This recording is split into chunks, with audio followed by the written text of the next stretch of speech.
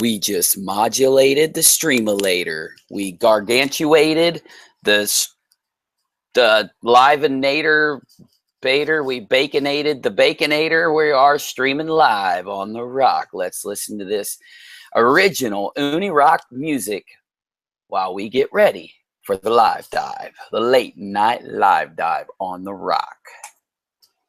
UniRock.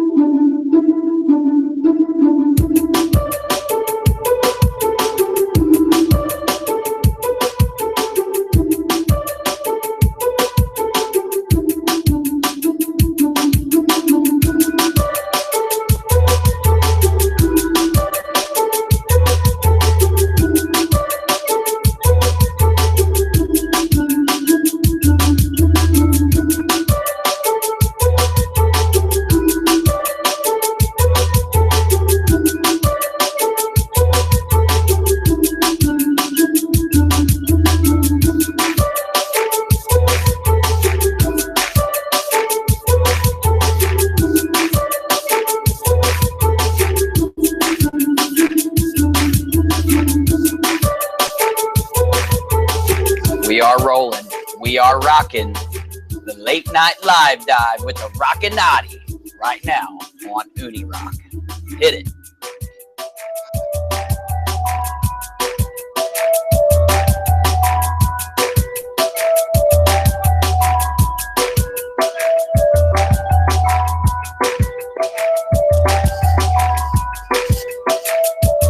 Turn it up to full volume. It's the only way we roll. Heading down that insane trip to Crazy Town.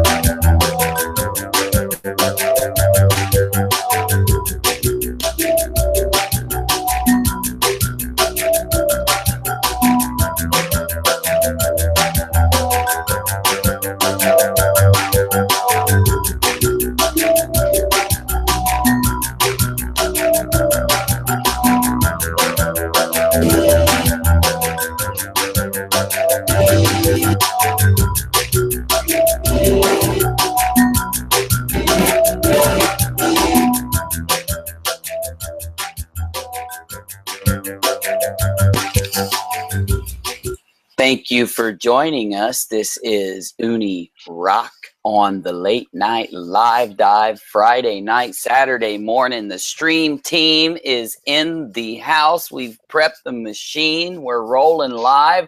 Dark Wolf, what's up, my friend? Hey, brother, how you doing today? It's so wonderful to be here with all the Rockinats and hanging out with you and ready to learn and have some fun. I do need to tell a quick funny story, though. I haven't even told you this yet. I thought it was hilarious, though. I was at work today, and, you know, it's been a long work day, and it's been crazy.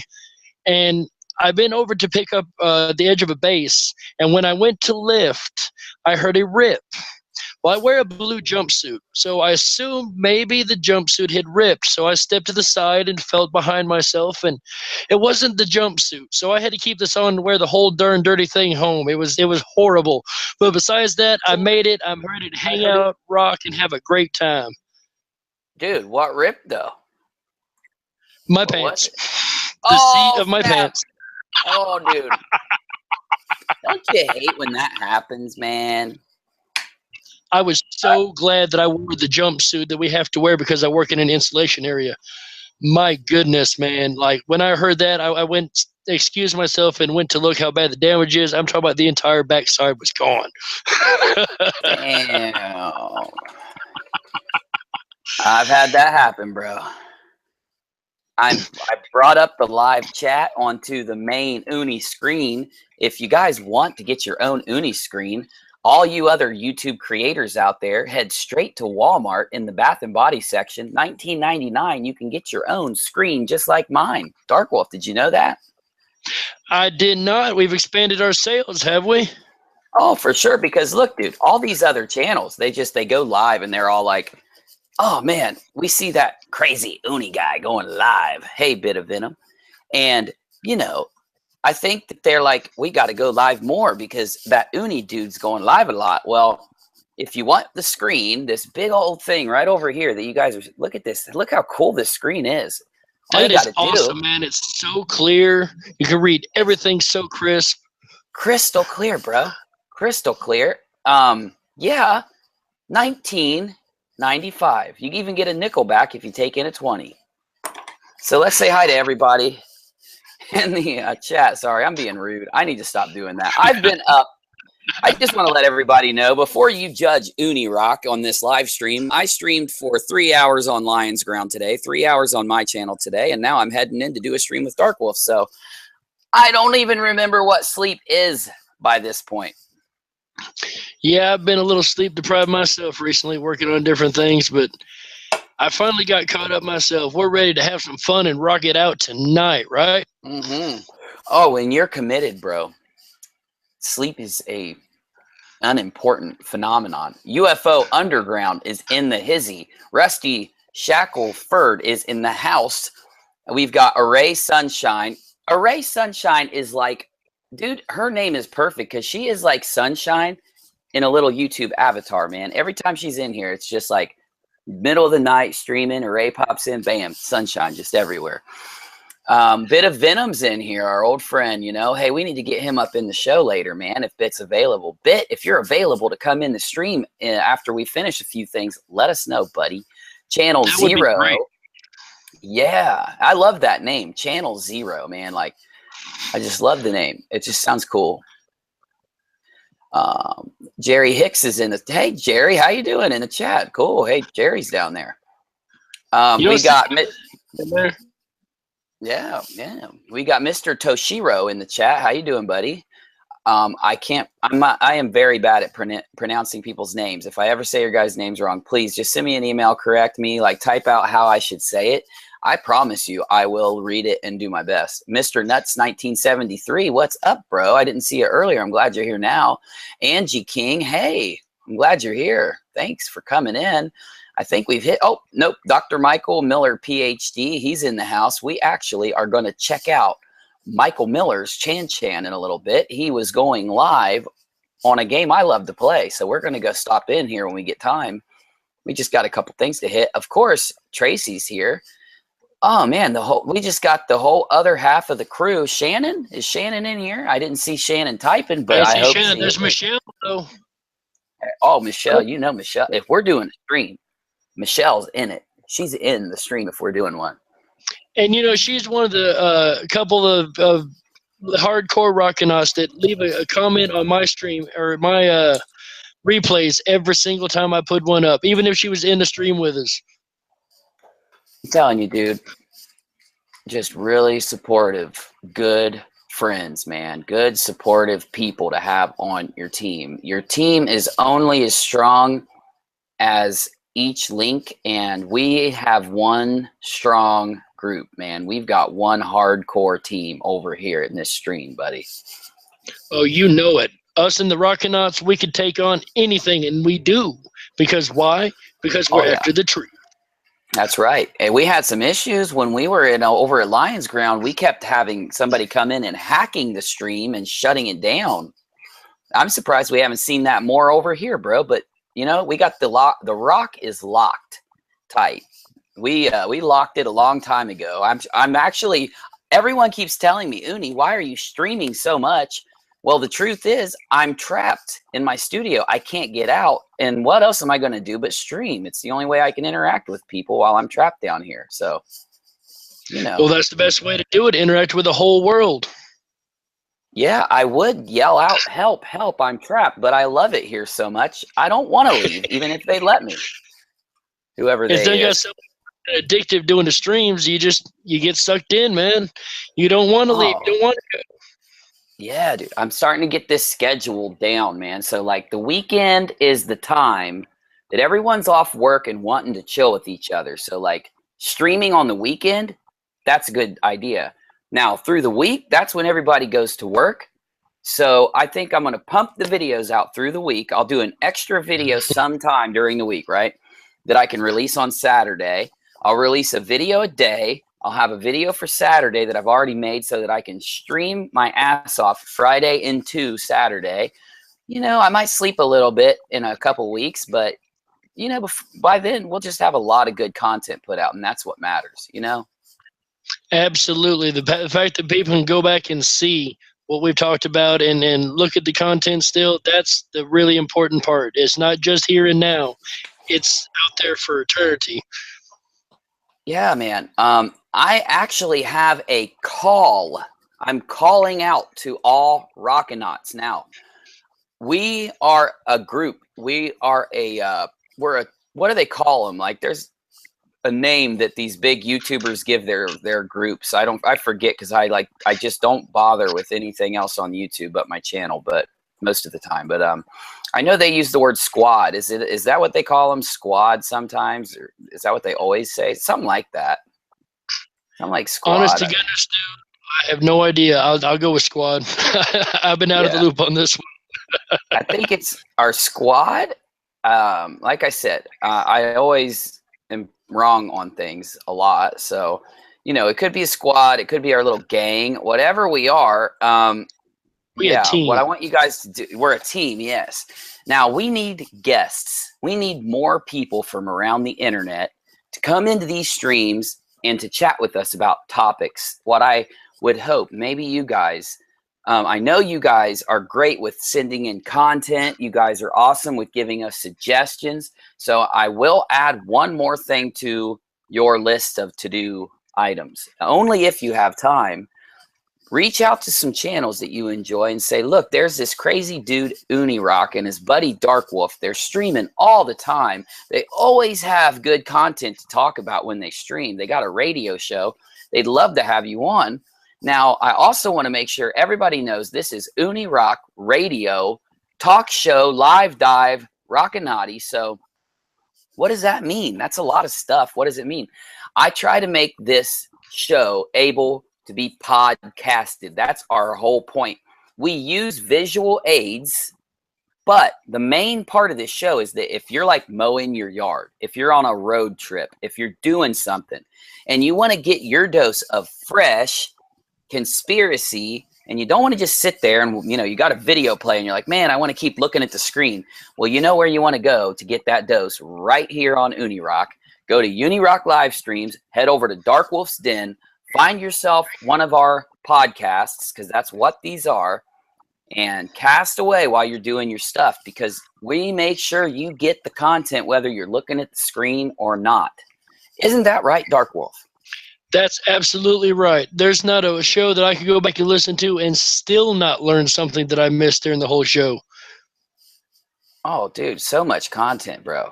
I don't know how we do this, because I hear about channels having a hard time with content. I don't know how they could possibly have a hard time. All you got to do is look in the news, pay attention to what's going on, look with an open mind, and intelligence. You know, seek intelligence, seek learning. It's all there, dude. This world is huge. And it's so full of stuff for us to learn and do, and people to meet, people to talk to. You're never, ever, the only way you run out of stuff is if you're too lazy to look. Me and Darkwolf say that all the time. Absolutely. Or if you limit yourself at what you're trying to do. So true. And there's only one other part to this. Why go through all the work of digging up all this stuff when you've got Uni and Darkwolf doing it for you 24 hours a day almost? We only sleep every once in a while. We don't eat much. We're both getting really skinny. Because all we do is do this. We do this so that we always have content. Now, Darkwolf, I don't want to get off on a tangent, but in the beginning of the stream, you know, we got to give time for the streamulator to send out the signal and call all the Rockinauts in here to pump that out into the web. Let's help it out. I'm going to tweet. What have you been up to, buddy? Tell us some stuff. What kind of conspiracy related stuff have you seen lately that we should know about over here at with the Rockinati? You know, I've found something of an old friend of ours with a new twist. You know our old buddy, Mr. HAARP? You know what Mr. HAARP is, right? Oh, dude, not the one you play, though. No, we're talking about Oh, the no, other no, one. no. Exactly. No, no, no. Not the one you play. No, this is a large machine that sends these microwave beams, these high frequency beams into our atmosphere. And from data that I've seen, it could possibly affect what's called the Schumann resonance, and it could also affect our own bodies. It could have effects on ADHD and autism. At least Wait, that's a conspiracy. are you talking about the thing that makes this noise right here? No, but kind that of is HAARP? gorgeous. I've got a But I lot of gotta HAARP say, runs. that is not the correct HAARP, though. Sounds great, though. That one? It's not that one either? No, a little higher. No? Oh, damn. I'm out of them, dude. Hold on. Whoa. That's closer. Oh, am I getting there? You're getting there. Dude, I don't even know half these effects. Whoa! I broke something. I'm going to stop doing that. Sorry, I didn't mean to interrupt you. Keep going. I broke something, so just keep on and going, buddy. All right, so it's about like that. It's a great big crash into the whole way the whole system works. According to what some people have said, is that because of these frequency waves that are a little higher than the harps we just heard, that they're causing a lot of mental effects and mental conditions that shouldn't be happening. Ah. Now, HAARP really is a very scary thing. It's really, really interesting because if you look at the data from when HAARP started, actually like fired up, and the data up to today and the rise in the cases of both ADHD and autism, you find a very odd correlation when they show the charts.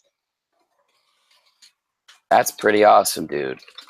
Now, I know this Schumann resonance. You mentioned that, right? Yes, definitely the Schumann. Now, I've heard about how it measures such things as lightning strikes and electrical charge in the atmosphere, correct? Correct, along with the Earth's own electromagnetic field that it presents. Gotcha. So I'm correct well, I don't want to assume. What else is part of this? Is there anything else I'm missing, or is that pretty much it? Okay, so the way I understand a Schumann is it's the inside of the Earth's magnetic field, and the distortions in the field is what is being recorded. Like lightning strikes and things distorting this field is how it's being recorded. That's what the Schumann is. The amount of disturbance creating that extremely low frequency that travels around and around and around the Earth, bouncing up and down off the ionosphere. So do you think it really does have an effect on people, the Schumann resonance, in your opinion?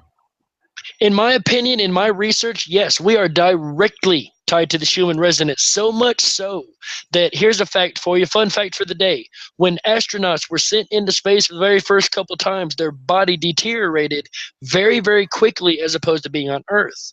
We found that when we place Schumann resonance generators within the space shuttles, which are these little pieces of equipment that send out 7.83 hertz pulses every now and again to keep you at the Schumann resonance, that our bodies did not deteriorate the same when we were in space anymore. We are directly tied to the Schumann resonance. You know, there's a lot of conspiracies that have to do with people's emotions being manipulated by things. Ooh, there really, really is. Now, and frequencies around us affect us in very, very hardcore ways. A lot of ghost debunkers actually have been able to debunk a lot of things because of the extremely low frequencies and the effects they have on our minds and bodies. Now, one thing you can always look at and get a good, healthy dose of new conspiracy, and this is something we try to do weekly. We haven't done it in a couple weeks. We try to look into the patents that have been filed in the United States. It's been a while, right? It has been a little while. We ain't looked at these in a long, long time, actually. And these right here, dude, I could spend days upon weeks looking at all these. They're so intriguing. I put a lot of time into patents because it tells you. It's weird. Now, a lot of things are top secret, but when you file a patent, a lot of times it slips through the cracks. Now, we've got weird things like the noise dampening, lie detecting throat tattoo. It's an actual patent. The long distance hug. We've actually talked about this before. It's an actual patent. They have a machine that recreates someone's hug. You both hug this weird little mechanical pillow, and it will send a hug across a distance, right? What about Verizon's patent of a TV that can watch you while you watch it? Let's talk about that for a minute. Man, this one right here. Oh, my goodness. So I'm a conspiracy theorist. Don't get me wrong. I love conspiracy theories. I'm the scientific side of it, but I'm a conspiracy theorist to the core. And there's some that even I, when I hear them at times, just have to face palm and go, you know what? That's even too crazy for me. I automatically poo-poo it. And this one was one that I absolutely just, look, that's hardcore, like not tinfoil hat. We're talking about tinfoil body suits. That's too hardcore for me. Yeah, you get shook up. Right, very shook. I didn't want to believe it because it was so shaking. There's no way. Come on. I couldn't get shook. And then when about 6 months ago, maybe a year ago, they released documents to prove that that's actually happening. Now, that shook me more than anything in the world. In my original videos, I go to patents all the time to show things like Mandela effects. I've actually tied patents, the Mandela affected examples that we all have known and loved and used many times. I have found them in their original form deep inside US patents. I have videos on this. Hey, Salted Cedar, what's up? Verizon patented this advertiser-friendly technology that combines a series of audio and visual sensors so that while you watch TV, the TV can also watch you back and then send you, now listen to this, tailored advertisements. That's what I don't like about this. Out of everything you could use a television for that can give you feedback, watch you, what do they want to use it for? Ways to advertise better. Why do they want to advertise better? Dark Wolf, you know this. You know how much money is pumped into advertisements, man. What do you think? Well, you know, if I were an advertiser and I had something that controlled the volume and the video, and I could make you see and hear anything I wanted to buy my product, feel an emotional way, if I find out through the data that you're a stress eater, and I see that you're having a stressful moment, or you look stressed, I can start showing you images of food all of a sudden in the TV and making you feel more stressed out and want to go eat. Definitely. And the implications are not nice. We're not going to get negative on this show. We never do, but we always explore every angle of these. I want you to hear about this patent filed by Microsoft in 2010. Proposed a system to analyze digital communications, everything from video conferencing to emails to instant messages between employees for behavior, gestures, ways of communicating, even clothing that could pre-flag you to be annoying to other people. It could show your annoying meter. See, that don't make a lot of sense to me in the fact that, yes, I've met people that to me are personally annoying, but everybody else finds them absolutely fine. So by whose standard are they setting this? That's what I like saying, you know, that's judgmental. And I find so many people that other people may say, oh yeah, that guy, he's just annoying, or that guy, blah, blah, blah. Well, you know what? I usually get along with those people. Those are the type of people I like spending my time with, bro. And I'm not even saying that. I'm not saying that for this segment. I'm actually telling the truth. Well, you know what's sad is the annoying and these really, really weird words they throw around, label people as stuff they're not and get smeared so bad, like the word conspiracy theorist. Here's one that gets thrown Yeah. around a whole lot. Oh, Would you know by the data that 9 out of every 10 conspiracy theories have been proven true? I've heard the statistic. Now, I think that statistic was correct at one time. I just, with the advent of the internet age and so many Okay. YouTube channels now centering on Fair enough. conspiracy, there's a lot more now. Am I saying that that statistic is wrong? No, I'm not. I'm just putting out, you know, I'm just talking, you know. So what about? Well, you know, it's all these channels putting these ideas together that start to find the proof of the truth, too. Oh, for sure. And how does science come to a truth? By trial and error and testing. That's what we do. Absolutely. We follow theories until we can prove or disprove them. Now, I promised a friend that I would check out his Chan. So we're going to head over to my buddy's channel here. Mostly because, you know, we like giving you guys new stuff. So right now we're going to over at Dr. Michael Miller, PhD, his channel. Let's see what's going on over there, Dark Wolf. What do we got here? Oh, we're racing. Oh, yeah. And I just love the graphics on this game. This is Need for Speed Rivals. Oh, I haven't played Rivals. I've played a couple forms of it, but I haven't played this one. I love this game. And it's on Captain Late Night. But Captain is more like Captain Crunch, C-A-P-T, instead of, you know, the regular word captain. But, you know, Dr. Michael Miller's in there. We got to say something to him. So I'm going to drop the link down in the chat. Oh, right they've now. got the cops from Hot Pursuit. Oh, dude, yeah, they incorporate those in every game after Hot Pursuit. Oh, heck yeah. Those cars Stop were so fun to run once you got them.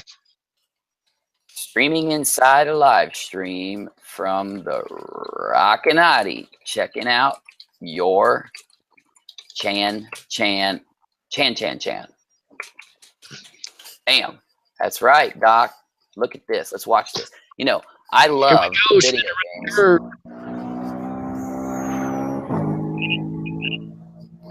I love realistic games, but dude, one reason why I like Need for Speed is because the cops will literally, they'll race up with you and then try to knock you off the road. Nothing as intense as that happening to you. So, Doc, we checked out your Chan for you, buddy. I hope we did you a service there. Well, oh, dude. Oh, no. I thought there was a live channel that did fractals, but it's not live. Damn it. Oh, I seen that too. It said Mandelbrot. Us. Wait a minute. Yeah, man. I thought for a second I was going to be lucky enough to catch a live fractal show. You know, earlier today we stopped into NASA Live Earth from Space live feed, HD ISS live stream video of Earth. There's about 4,000 people in this stream. We're going to do what we always do, but we're doing it early tonight. We're going to try to take a viewer from there, drop them right down there, and have you guys say hi. So let me try this really quick. What do you think, Dark Wolf? You think we'll get anybody tonight? You know, every time we do this, I'm kind of amazed that people even come on by because we've had some really, really odd circumstances we've done this before.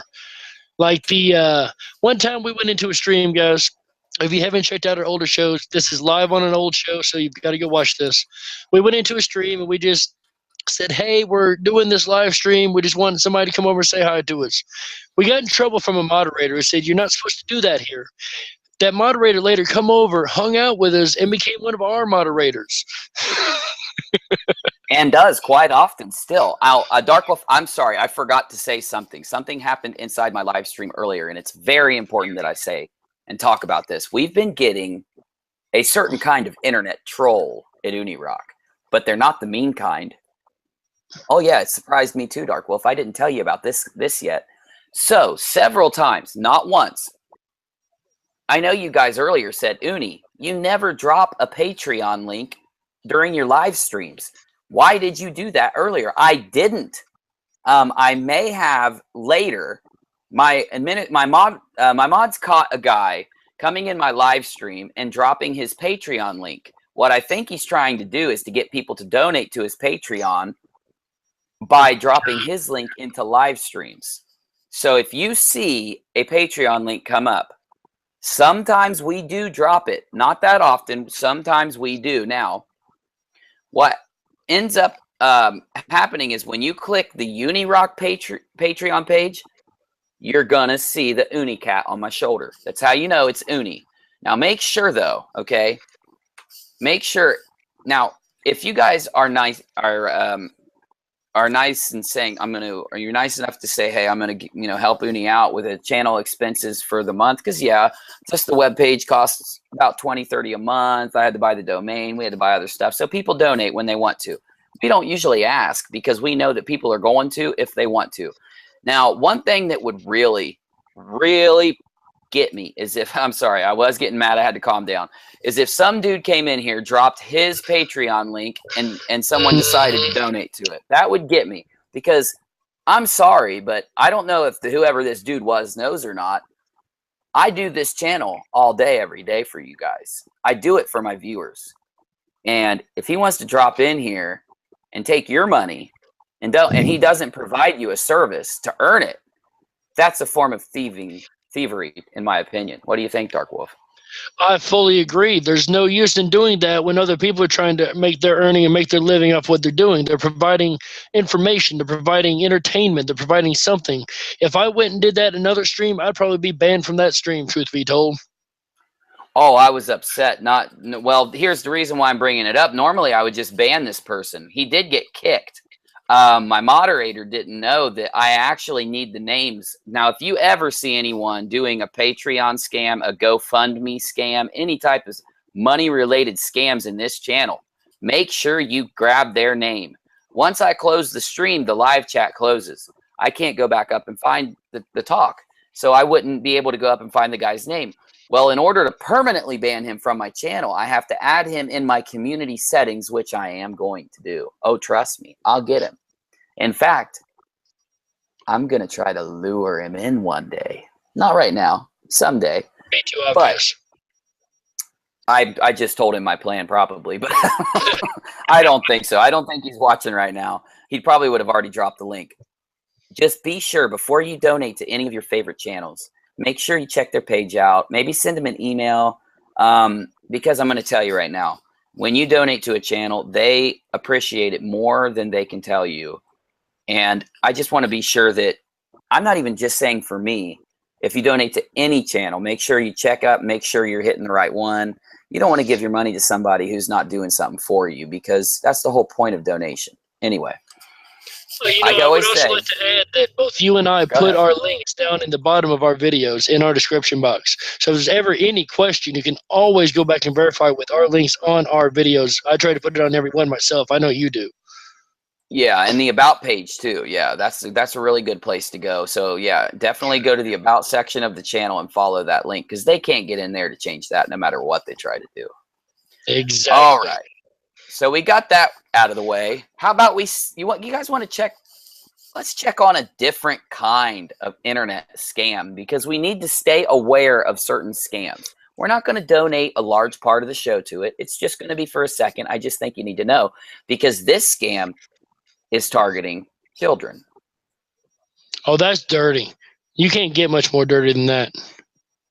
Well, see, a lot of kids get gift cards and a lot of kids and they want PlayStation or Xbox gift cards. Now, this channel has made almost 800,000 subscribers.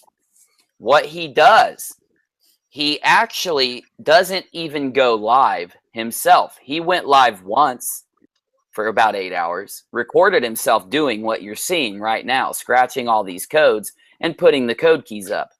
He's actually making it look like he's scratching them and showing them to you. And by the time you grab your code that you just saw and punch it in your PlayStation, someone else has already got it because every code is used up. Well, at least he was trying to give us free codes, right, Dark Wolf? Right. At least he was trying. You got to give the guy credit, right? Let's give him credit where credit's due. He's a scam artist. No, those codes were never for working at any time. Actually, he's pre-recorded himself. He's not even really live. He's just playing this over and over. But what really surprised me, in the live chat, there's about 1,800 people. They're all down here. You know, look at how many are saying scam, scam, scam, scam. The problem is they do ban people that say scam. How do I know, Dark Wolf? Because you've probably done it yourself. You know it, bro. You know me too well, buddy. Oh, yeah. I freaking spammed him saying scam because I was trying to stop people from doing this. The problem is they're doing it. They're subscribing. They're liking. They're sharing. There's a lot of thumbs down on this video, but there's also a lot of thumbs ups. Now, that's the scary part. That is scary. Now, I actually did a little, you know us. We do a little research, right? Oh, you know it is what we do. That's right, bro. And the reason why is because children don't understand how this stuff works. And it turns out most of this guy's subscribers are children. And that's why they're actually sitting here for hours at a time trying to put these codes in. Now let's listen to what the man has to say. All the Twitter should be in the description. So go ahead and grab that bad boy. And now this one is done. This is our $50 code. Throw that bad boy over there. We don't need that no more. All right, that was a $50. We gave away a $10 Xbox, excuse me. Let's go ahead and give away a $10 PSN now. So what we got here, Orman? The thing is, if this man really has thousands of dollars in PlayStation Network codes to give away like this, well, shoot, he'd be a hero. He's just giving them away. And I don't think that Xbox would be too happy about that or would allow that for very long at all. Nor YouTube. You know, I don't know. I don't know how long this guy's been up. I'm sure he's been reported many times. Now, under the law of free speech, a scam isn't protected by free speech because it's a crime. It's a crime to fool people. But here's the problem. It's not really a crime to fool you into subscribing or liking or watching. That's a choice. That's why these channels don't get taken down sometimes. You got to understand both sides of the free speech coin. Is it wrong for him to be able to do this? I think so. Is it wrong of YouTube to not take him down?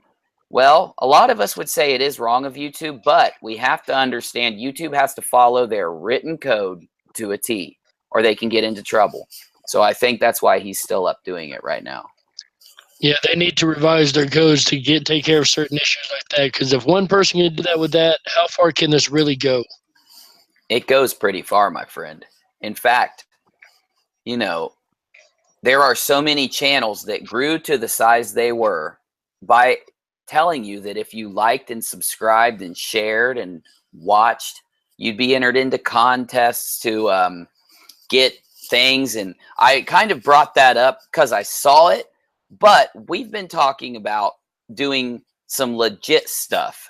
We're going to start doing legit stuff. Did you want to talk about that today online, Dark Wolf? What you were talking about earlier, or was that just for later, or what? What do you want to?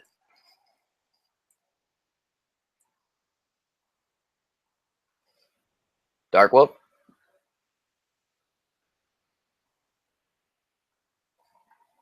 The Dark Wolf, are you there, buddy? You might have to drop out and come back in, my friend. I think you froze up on me. I'll go ahead and tell you the first part of it while Dark Wolf comes back. But Dark Wolf is talking about offering some... oh, are you back, buddy? I am, buddy. I apologize for that. We had a little internet stream problem. No problem. I was going to let you tell the people if you wanted to. Now, I understand if you don't, if you want to prep it more. But we've been talking about coming up with ideas for, you know, certain... legit things we can do to give back. So I didn't know if you wanted to go on that topic now or just wait till later. But we can jump on that. That's not a problem at all. Do I sound good still? Yeah, you're through 100%, bro. Excellent. That's what I like to hear. So we've decided as a channel to come up with a couple things to give back to our audience, our Rockinauts that have been so amazing and supportive and helped us so much along the way. Because if not for you guys, we wouldn't learn half the stuff we learn. We wouldn't find the places we find. We wouldn't know the stuff we know while we do these streams. Y'all have taught us just as much as we teach you, and we want to give something back. And we'd like to give something back that's teaching. So if anybody has heard of the Alta report. If you haven't, please look into it. I will do a video later. This is a little teaser, but that is one of the prizes we will be giving away. I'm going to run through some things on my channel. We're going to run some things in the live stream. And who knows, we might come up with other prizes, and you never know what we're going to come up with. But we're going to give stuff back, and we're going to find ways to do it that are fun and interactive. Ain't that right, Uni? That's right, bro. Yeah, we're going to start doing our shirt thing soon. We're aiming for the 25th. I disclosed that yesterday. Sorry, I'm looking at one of my favorite channels. This guy, Metal Jesus Rocks. He is the coolest dude ever, man. He's grown so much on YouTube. This guy gets the views, man, and he's just, man, he's so cool. He actually quit his job and started doing YouTube. Anyway, yeah, what we were saying, we're trying to do the shirt thing, you know, and DARKWOLF'S coming up with all these great ideas, and I think it's good. What we're trying to do, and like the reason why I showed you what some people do with their channels when they offer things is because, like, I think it's important to turn something that's happening on YouTube into the right way. So yeah, we see these channels doing this PlayStation scam. We see channels saying, hey, if you like and subscribe and share, we'll give you this and you'll get entered in for that. So, you know, what we're going to do is just do it the right way. And while we're actually able to, you know, we get around between 30 and 70 viewers at one time in most of our streams, and we usually have a few hundred views right away. So within the first 24 hours of a stream, we're going to come up with a legit way to turn this negative into, say it for me, DARKWOLF, a positive. That's right. Now, we wouldn't be doing what we do if we didn't head deep into the rabbit hole. Actually, speaking of rabbit holes, did you see in one of my recent videos? Oh man, I keep sorry, I hate to interrupt you. I hate to interrupt you, but I'm cracking up at Dr. Michael Miller. Subscribe to my channel and you get a free toaster. Because of you, Michael Miller, we're going to offer a free toaster soon. Now, hopefully I can. I'll go try to see if I got an extra toaster upstairs.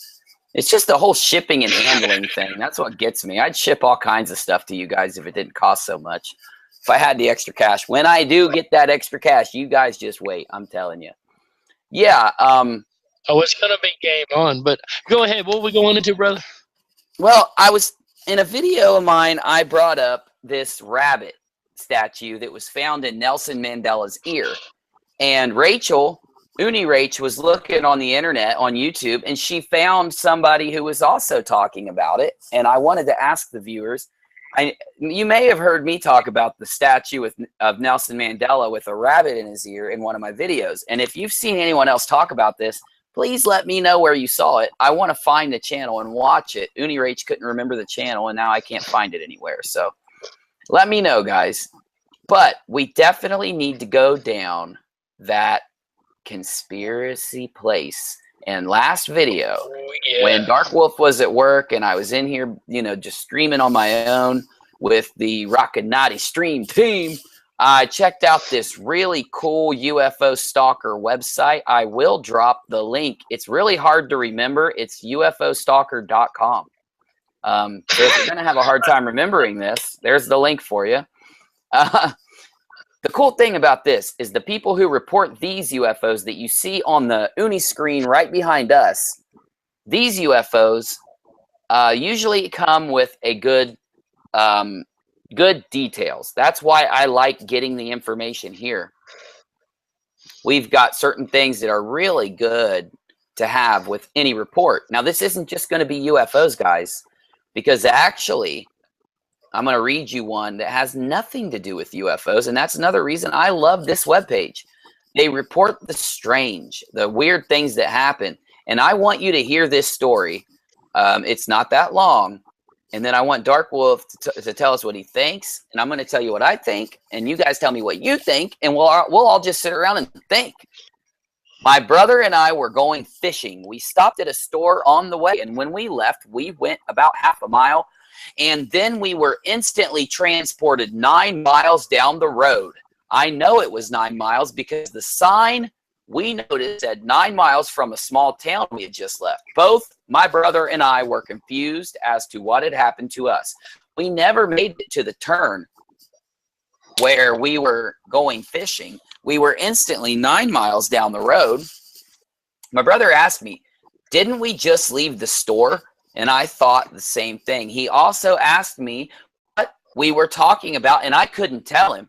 He just asked me not to talk about what had happened out of fear that people would think we were crazy, because he does not like to talk about this. Now, the key points I want to tell you I found in this story before I let Dark Wolf jump in. A, they were teleported 10 miles down the road. 10 miles is a significant distance. I know in driving people say, 10 miles. That is at 60 miles per hour, 10 minutes of driving. That is significant. It's a lot of distance. Also, if you tried to walk that distance, you really would see exactly how far it is. The other thing is, he tells me how his brother didn't want him to talk about it out of fear that they would be labeled as crazy. That lends a little bit of the human touch to the story. What do you think, Dark Wolf? Well, it sounds quite credible to me with the little details in there, like the fact that, like you just mentioned with his brother, that's one strange story, but that's not, ironically, not the first time I've heard of time slip stories like that. There are quite a few of these out and about. I lend a little credence to it myself because it's not the first one I've heard. Oh, yeah. In fact, Dark Wolf, I told you about one that I read, and I don't remember when I told you this. It was probably like near our first few streams. Excuse me. I was telling you about, I was researching the other particle colliders, the ones near Texas and the ones near Chicago, Fermilab. And we had a report on the very back pages. Now, I mean down deep inside an internet message board. Not a place where this man thought a lot of people would see this report. He just wanted to get it out there. And it was a report of him driving up the highway near Fermilab during a lightning storm that looked unnatural to him. Sometimes in the spring, you have very unnatural lightning storms. But then again, it is weird to have a lightning storm in the middle of the winter. And that's when this happened. At least in the area. We're not that far from Chicago where me and Dark Wolf are. What I'm getting to is he was teleported 30 miles away. Now, when I say teleported, you know, we've all had this thing happen where we leave to drive to work. We get in our car, we take off, we turn on some music or something. We end up being at work. It's an hour later or however long it takes you to get there, and you don't remember the drive. Now, this man is talking about 0 time passing, though, just like this story. So, yes, we've had several reports of this lately. And there was about 2 more, because this was one of them. The other one was the Chicago one. And then there was still another we've got recently. And, yeah, we did talk about this. I remember it now. Yes, we did. I remember you mentioning this. It's been quite a while, but I do remember. Hey, what do you got there? Oh, you know, I usually call this my Red Bull, but I got told that I'm allowed to talk about Monster energy drinks on the air with you guys. So if you ever need that pick-me-up, grab one. But make sure, don't drink a lot of them in one day, and don't excessively drink. You want to be healthy. But if you're getting tired, you know what to grab. All right. I drink my Monster every day. I drink one Monster. I am no joke. I'm not making this up. I drink one Monster every day on my way into work. And I don't recommend that a lot of people do that. You know, it's good for Monster business for us all to drink one a day, but that's probably not good for all of our bodies. So I do drink it a lot too. I do. I won't lie. Me and Dark Wolf love our Monster. We used to have to call it Red Bull because we didn't want to get in trouble for showing it on the air, but I messaged them and had a little conversation. So everything's good now. I'm happy about it. That's excellent. Now that we've got a little bit of business out of the way, like you just said, Fermilab. Now, that's the key word that really got me there. Fermilab. Oh, yeah. I knew you'd pick up on it. That's where we were going. Because, you know, Fermilab has a whole lot of crazy experiments going on, don't they? Oh, for sure. All times of every day. They're the Cern that isn't in a circle. It's the straight shooting Cern. They shoot in a straight line instead of like, oh, do they? I know they have a part of Fermilab that shoots in a straight line. Yeah. They get the particles moving. The Fermilab, I believe, was the original right before Cern, if I'm not mistaken. Yeah, they use rings to bring the particles to the speed they need, but they collide the particles as they shoot down a straight line. This is what was reported to me by a viewer, so if I'm wrong, please let me know. We love being wrong. It's how we learn. Trace Absolutely. Smith says, my rabbit got so big, I got scared of it. It would stand up and be thigh high on me. I had to be about 5 to 8 pounds. And anytime I ate a carrot, it would look like it wanted to murder me. What a story, Trace. I added the carrot part. I'm sorry. I'm sitting there going, wait a minute, I don't see that. You know those big rabbits, they're mean with those carrots. If I had a rabbit that could walk up to me about 4 or 5 foot high, I think I'd walk the other way. I like rabbits and all, but that's kind of scary. It is, but dude, Whoa. I just realized something, dude. Okay, well, I got something good here. Okay, I've done videos in the past about Cern having a strange amount of statues in front of their main buildings. Here's one that I've analyzed over and over in my videos. This is an actual what word do I want to use? I don't want to say statue. Let's say sculpture. Artistic sculpture. There we go.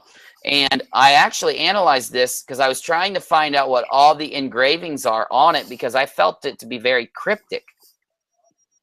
Are most of them equations? They have equations. They have famous equations that they use in physics. But look, there's a lot of it that's unidentified, like this right here, this part. Other parts of it are unidentified also. There are parts where you can just, different languages and such where they say the same thing. They say different things like, if I can find the English version on here, it's on there somewhere, but they just have famous quotes when it comes to physics and such.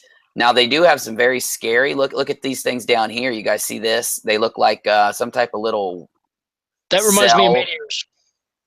Yes, it does. Meteors or even like the sperm cell. I mean, there's so many different things. It even looks like octopus or, and this is just strange.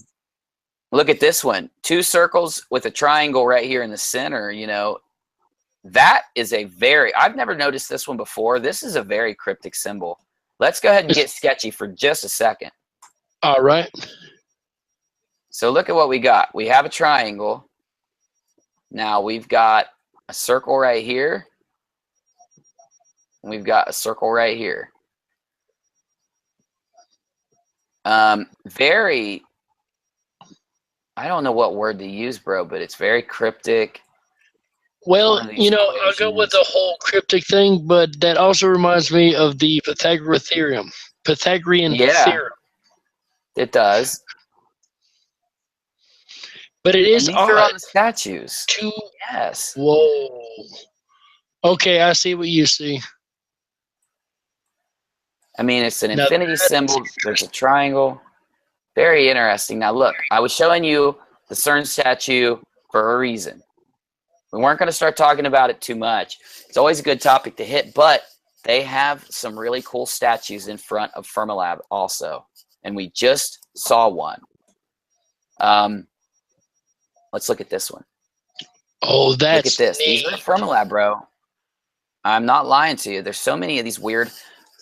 A lot of them have a lot of things in common, guys. Yeah,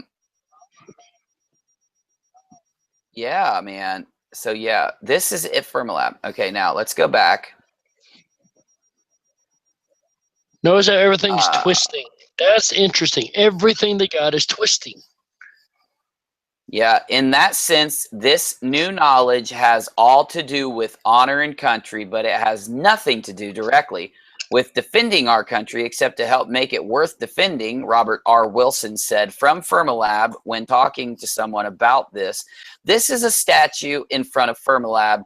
Now, I know it doesn't look like the one I showed you that's over at Cern, right? But, I mean, why is it that at these particle colliders, we find these strange statues out front? And a lot of people never think to look at this stuff, you know? We look everywhere. First, you know what else Earth, is good to we look look for, at pictures. You know what else is good to look for some craziness over these particle accelerators? Where's that? In the sky. Very true. Very true.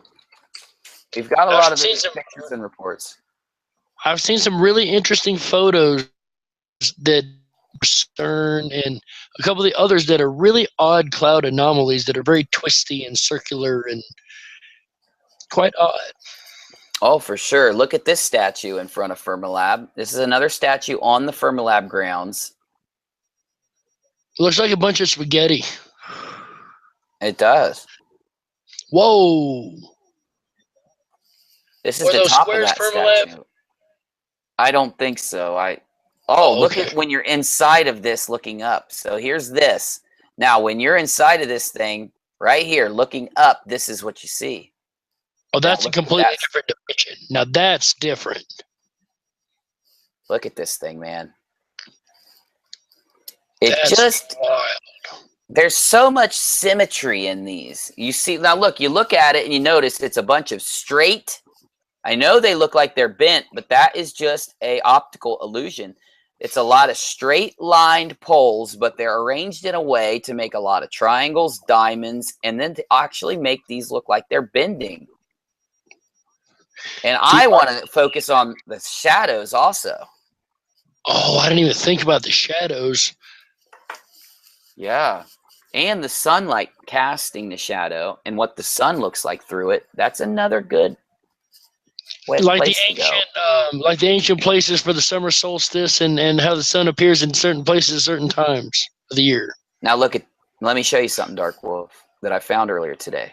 Now this image, I have a hard time getting it blown up big. I think I might have it here. Let me try. Because this one is cryptic. This is from Fermilab. I'm telling you, I'm being honest. It really is. Now, this is extremely cryptic with those creatures around the building. And what in the world are we looking at? Dude, I don't know, bro. I don't know. All I know is this is from Fermilab. I'm not joking. I'm not playing. I'm not trying to scare you. I'm just telling the truth and showing you some stuff I found. There is a bison. There's these geese or something. There's actually plants over here. I don't know what these letters and such mean. The top symbol, the very top one, looks like two water spouts coming out. That is the Aries ram symbol. I know that because that is my astrological sign. Yeah. Look at the one in the middle here, bro. Look right around here. Oh, right here. You see where I'm? My little things dinging. What is that? P, and then B, and then crazy looking shape with a circular shape on it. What are they drawing? Oh, dude. I don't know. I just find this. Yeah. Michelle, Fermilab just sounds weird. Those people are just weird. Yes. Michelle, this is physics. These are our people that do these physics experiments. These are the people that people respect in the scientific community.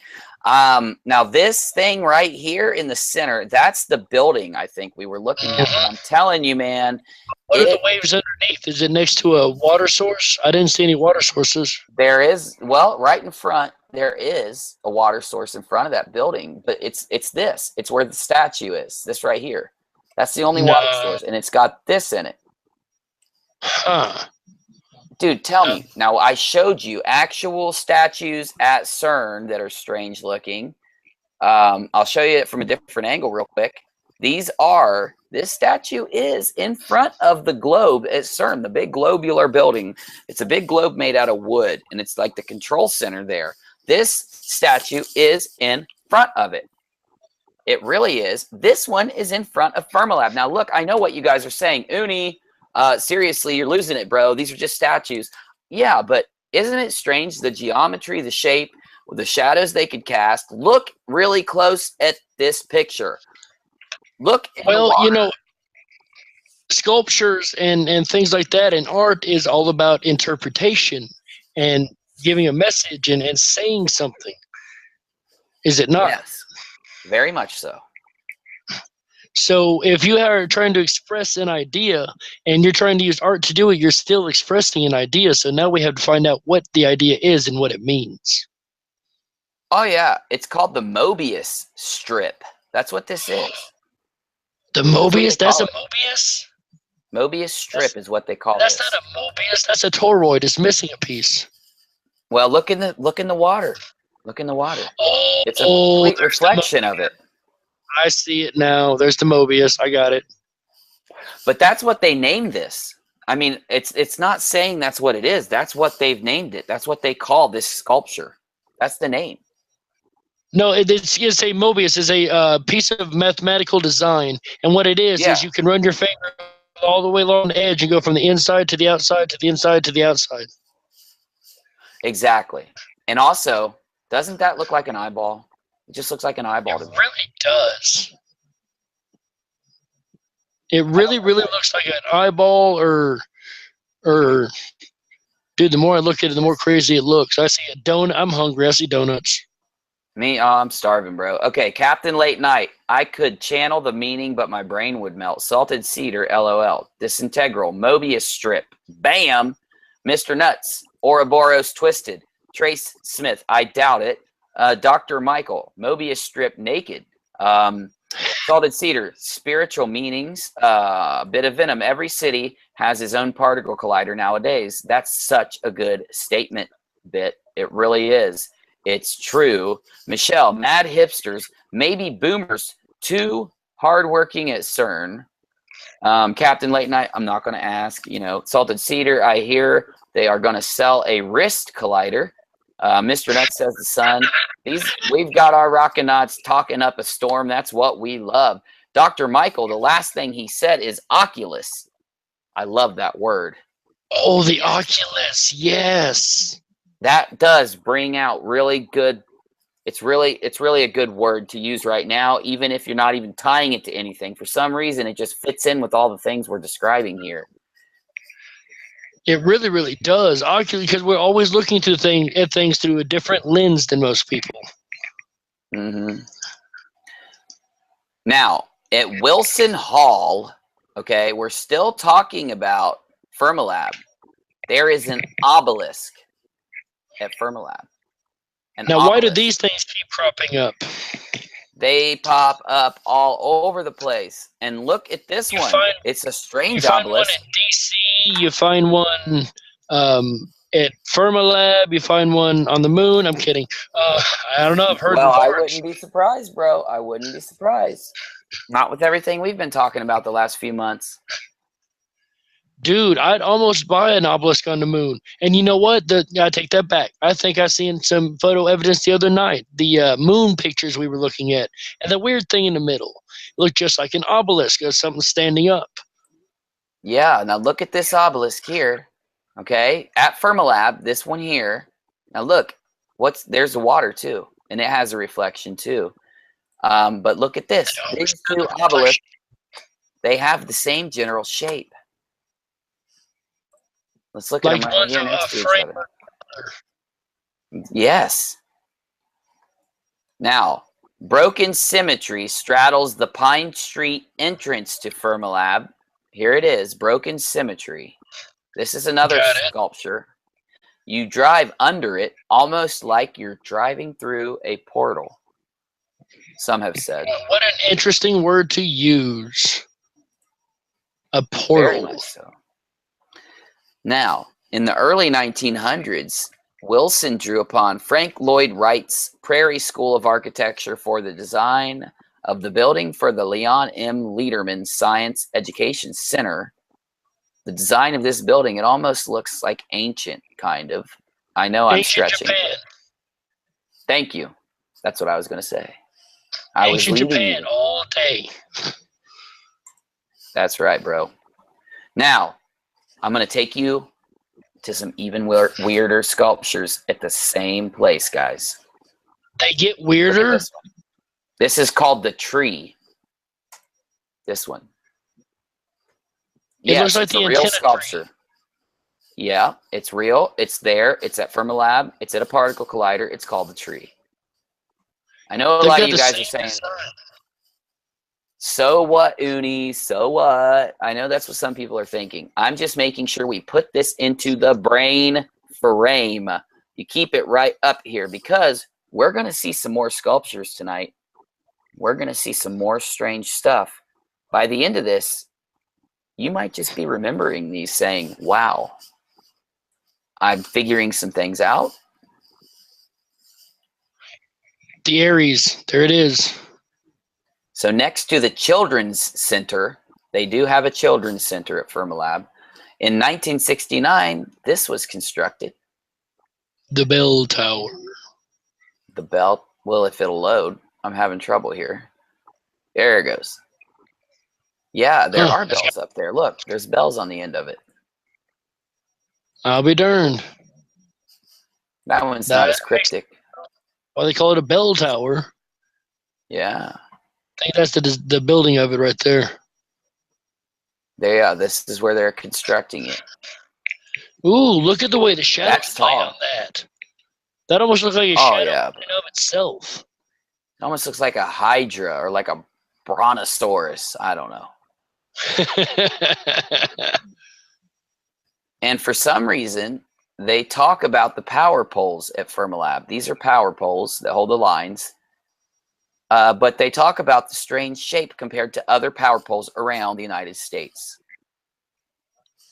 They do look incredibly weird. Very like, strange. what in the world? Whoa. Now, this one. Now, listen to this. This one's called the Archimedes spiral.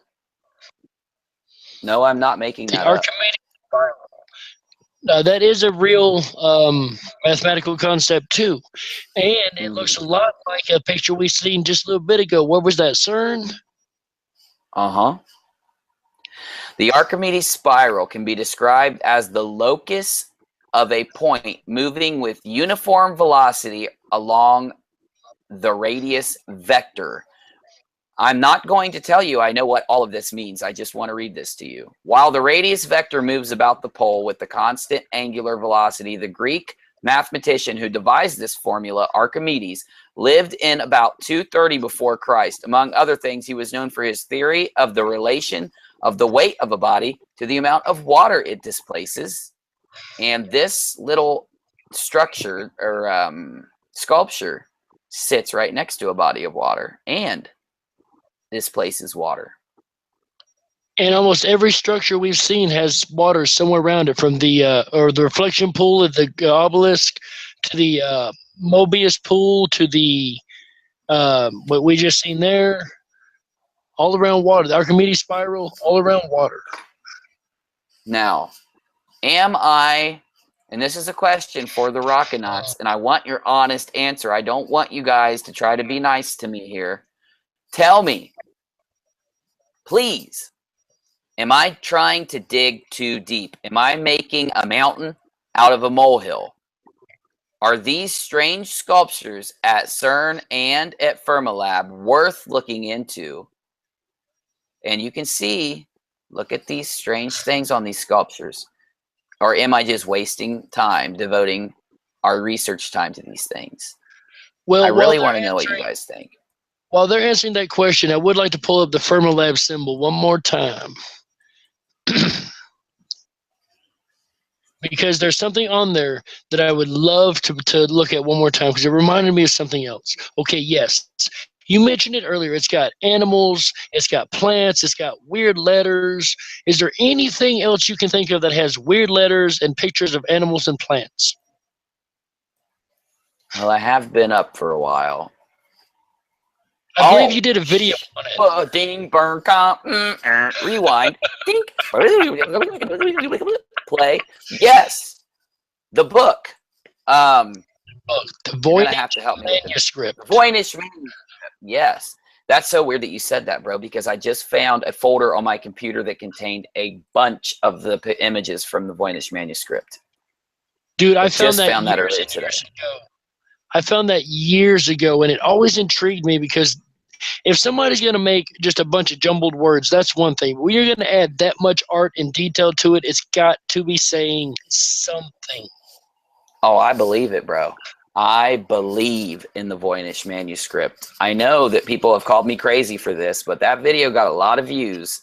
I love that video, and I'm not kidding, dude. There's something about that book. There's something about this book right there. Look at those. Look at this. All the art form, all the symbols, even the writing is so cryptic that no one can read it yet, but we do have people trying. Let's check in and find out, and then I will show you the book. It's an excellent place to go. It's an excellent place to be. We will see if we have any Voynich manuscript translations that have come out lately. Let's yeah, because they've started translated pieces of this. Oh, they're up to 10 words. That's interesting. And they have proposed translations. People have proposed. The Voynich manuscript has often been called the most mysterious manuscript in the world. I would think it's up there. This paper offers a proposed partial decoding. It adopts a bottom-up approach, following the method employed successfully to decode Egyptian hieroglyphs and the Cretan Linear B script in the past. I'd like to look that up too. It's been a while since I've looked into that. Though analysis of a number of illustrations in the manuscript, including 1 constellation and 7 plants, then drawing on European and Middle Eastern medieval manuscripts and contemporary nomenclature, the paper proposes the identification of a set of proper names in the Voynich text, giving a total of 10 words made up of 14 of the Voynich symbols and clusters. This is a PDF I pirated right off. A lot of the letters in the book are not repeated letters like a general language would be. Mm-hmm. Like the E's, for instance, in the English language is one of the most popular letters. So if you can figure out a code set where you figure out the E, you can put together a whole lot more letters that way and almost figure out the entire code just by 1 or 2 letters because they're the most popular used. But in the Voynich manuscript, you don't find a whole lot of these repeating letters. It almost looks like jarbled stuff, but there's too much detail to say that's the truth. Yes. Very much so. Okay, now he starts to get into some of it. Now he's saying a lot of this in regards to plants. Because look, here's a picture from the Voynich manuscript, and it does show plants, and they speak of how these paragraphs are probably referring to the plants that are pictured. And the plants, they're actually going to show you. A lot of the plants and stuff pictured in this book are not known plant species or animal species. Definitely.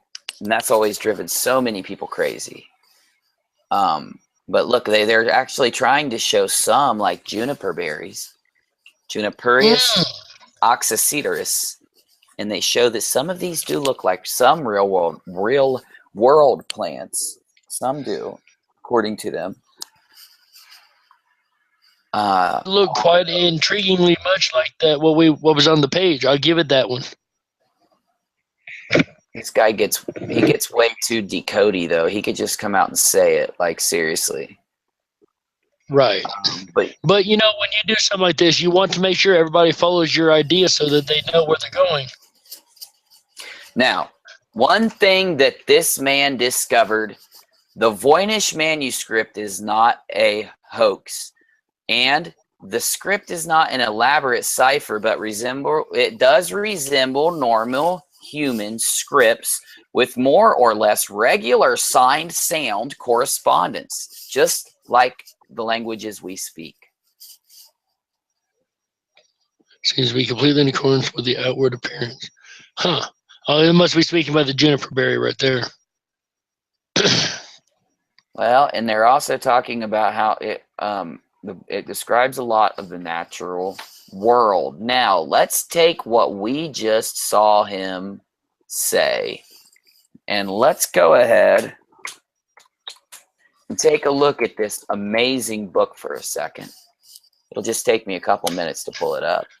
Not a problem. While you're working at that, Rockinats, we're glad to have everybody with us tonight. We appreciate everybody who's watching the replay, who's watching the stream now. If you missed this stream, if you missed part of it, if you want to replay it, if you want to show it to your mother, brother, uncle, father, cat, horse, dog, animals love us. Go ahead. They do. Oh, they do. They absolutely do. And I think as much as our human Rockinats do. So go on over to the Den if you want to catch the replay. It's also on Uni live streams if you want to catch it there. Either place will have the replays up so you can see the whole show from beginning to end, catch anything you missed, and maybe even, go back for reference points later to find more information. All right, so do we have this book coming up here, brother? Oh, yeah. It's very big, very detailed. It takes a few minutes to load, so we'll just chill and let it come on up real quick. Sounds great. So what's been going on in the background of Uni World lately? Oh, bro. We've just been chilling, ignoring any of those negative guys out there that like to talk negative stuff, and just been focusing on the channel, the family, reaching out to viewers that want to email and reach out to us. We've been working hard to respond to comments and emails and be loyal to our subscriber base and bring them great content. We spend hours every day sitting around and discussing video concepts. We put work in. Sometimes we work for hours just to scrap an idea if it doesn't come together.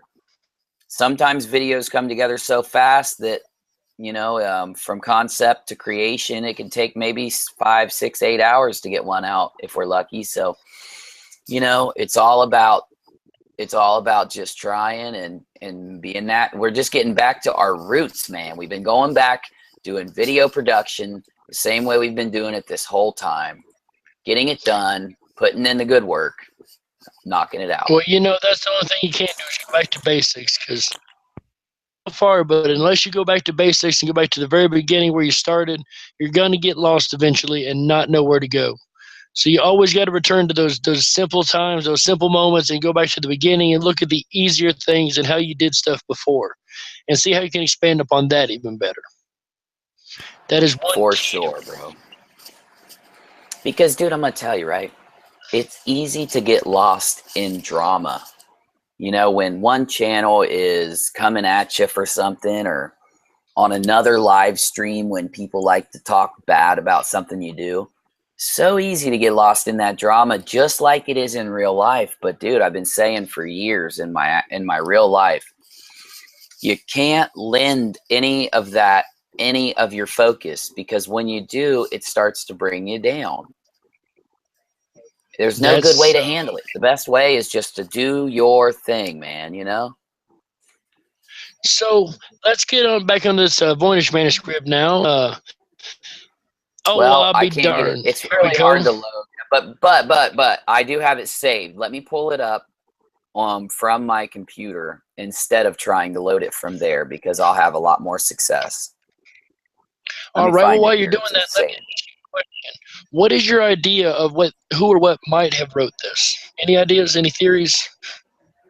That's the strangest thing about this book, man. Like, I have researched the hell out of it. I've really looked into this, and dude, I'm telling you, there's really no way to know. It almost seems like this book has come from another place. I know a lot of people sit down and they say, like, this kind of falls into that story we did the other day of the man without a country. It's almost like this is a book without a country. Like, there's no evidence that this book, there's no evidence that it came from some other, like, we want to see the same language somewhere else, but we don't find that with the Voynich Manuscript. That's what the mystery is. Anywhere, not a single bit of this language exists. Nobody can read it, minus maybe a couple who are trying to code break it. And even that is questionable in what it says. Oh, for sure. I think I got it. You know, it's so, excellent. it is mysterious. Yep, we got it right here, guys. This is in the Yale University Library. All right, I got a bigger version pulled up for you right there. This is so interesting. Like this book, man, like it shows a lot of plants, as you can see. We don't know who wrote it. We don't even know what this language is. So many people are trying to translate it, and they have had no success. But we do know that it says something. We do know that it's written like a language. It is. We don't know what language. We don't know how to express it. We don't know how to talk about it. We don't have any other books from whoever wrote this language. You know, most books come with many, many other ones just like it. This is not like that at all. And like you said, Dark Wolf, there are a lot of pictures in here that do not represent plants that we know of or can find in nature. A lot of these pictures are so odd, and the fact that it's focused on one particular thing is. Yeah, you cut out a little, but you know, you're right. It is. It's focused on, like these ones over here look like Mario Brother plants. Look at this. Looks like he's going to pop out and shoot a fireball at me while I jump over a big green pipe. You know what I mean? These things are just so interesting. Now, I'm only clicking fast through this because I want to show you how halfway through the book, if you haven't looked at this, there starts to be a lot of circles. You was still with us, Dark Wolf? You might have to reconnect, bro. I'm not getting any audio from you, in case you're there. Let me type to you. And guys, if you want to tell Dark Wolf also, Dark Wolf, we're not getting audio. There you go. Yeah, we'll wait for you, bro. Don't worry. I'll just show him some stuff while we're waiting on you to jump out and in here. A lot in this book shows circles of writing. And then inside the circles of writing, as it draws in, what I want you to do, though, now look, this is where it gets crazy to me. And I know you guys can see this, but these are people. These are sketches of people in the center of these circles. There are 4 people being represented. Oh, really? And that's not all. Now this page is where I started seeing similarities between this, and with the help of Dr. Hoffman's home audio and a couple other of my viewers, we discerned that this book has a lot of similar looks with objects at Cern and other colliders. Like the huge magnets. Yes. Now look, you got a circle, and this circle is like on the outer edge here. It's got these weird things. Now I'm going to get sketchy. Can you guys? Yeah, you guys can see that. Let me get sketchy for a minute. Let's green sketch this. So look, on this outside, we got like a square-like formation, and it goes all the way around the whole thing, this square here. In the center, you got these weird, like either wobbly arms, like octopus arms, or they could kind of be like maybe rays of some kind, or even hair. I'm not sure, but it forms like a little rip that looks like it's a rip in space-time. And in the center is a little person. And I'm not kidding. It really is. You can go in and download this yourself by going into Google and typing in the Voynich Manuscript PDF, which is a type of file used for books and other image type things. But then here's the crazy part, right? You start seeing that same thing I showed you all through the book. Now this is where it started looking like Cern. Especially these 2 pages. They really look like Cern. Oh, bro. It's almost like that we nailed it when we came to this conclusion, because you can see This is a circle. Now there's text underneath the circle I drew. And at Cern, there is the inside of a detector, which, you know, like the Atlas or another one, looks exactly like this. There's all these little like wires that go green and yellow, just like this, in the same alternation. And then there's these two parts that go out exactly like this. And then they've got bars just like this. The circle looks like this with some type of little material in the middle of the circle at Cern, and then all the little dots that are around it are represented there also. Now, you know, when you first come out with that video, I looked at this book 100 times and never even put that together until your video. And when you said it, it was like a facepalm. Holy cow, he's right. Oh yeah, dude the images in this book. Cern. Yes, the circles, and the star. The star that keeps appearing in that middle there, like an explosion shooting outwards. Oh man, and we've got a circle of text over here. I didn't show this one in the video. That's why I was glad we brought this up tonight. Circle of text. So you see the text circling. Now look, these are all people coming out of little pipes.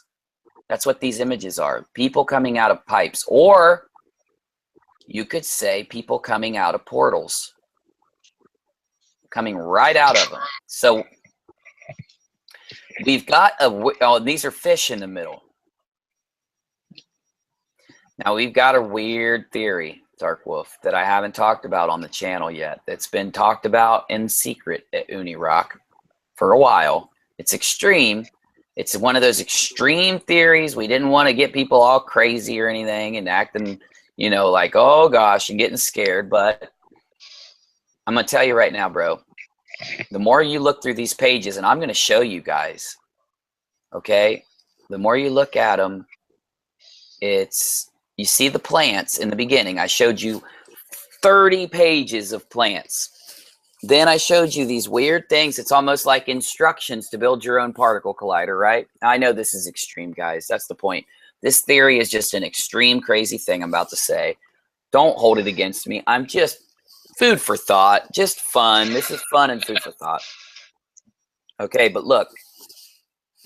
So you got the plants. We don't know what they're telling us about the plants, but I think it's telling us something about powders, particles, and manipulating nature.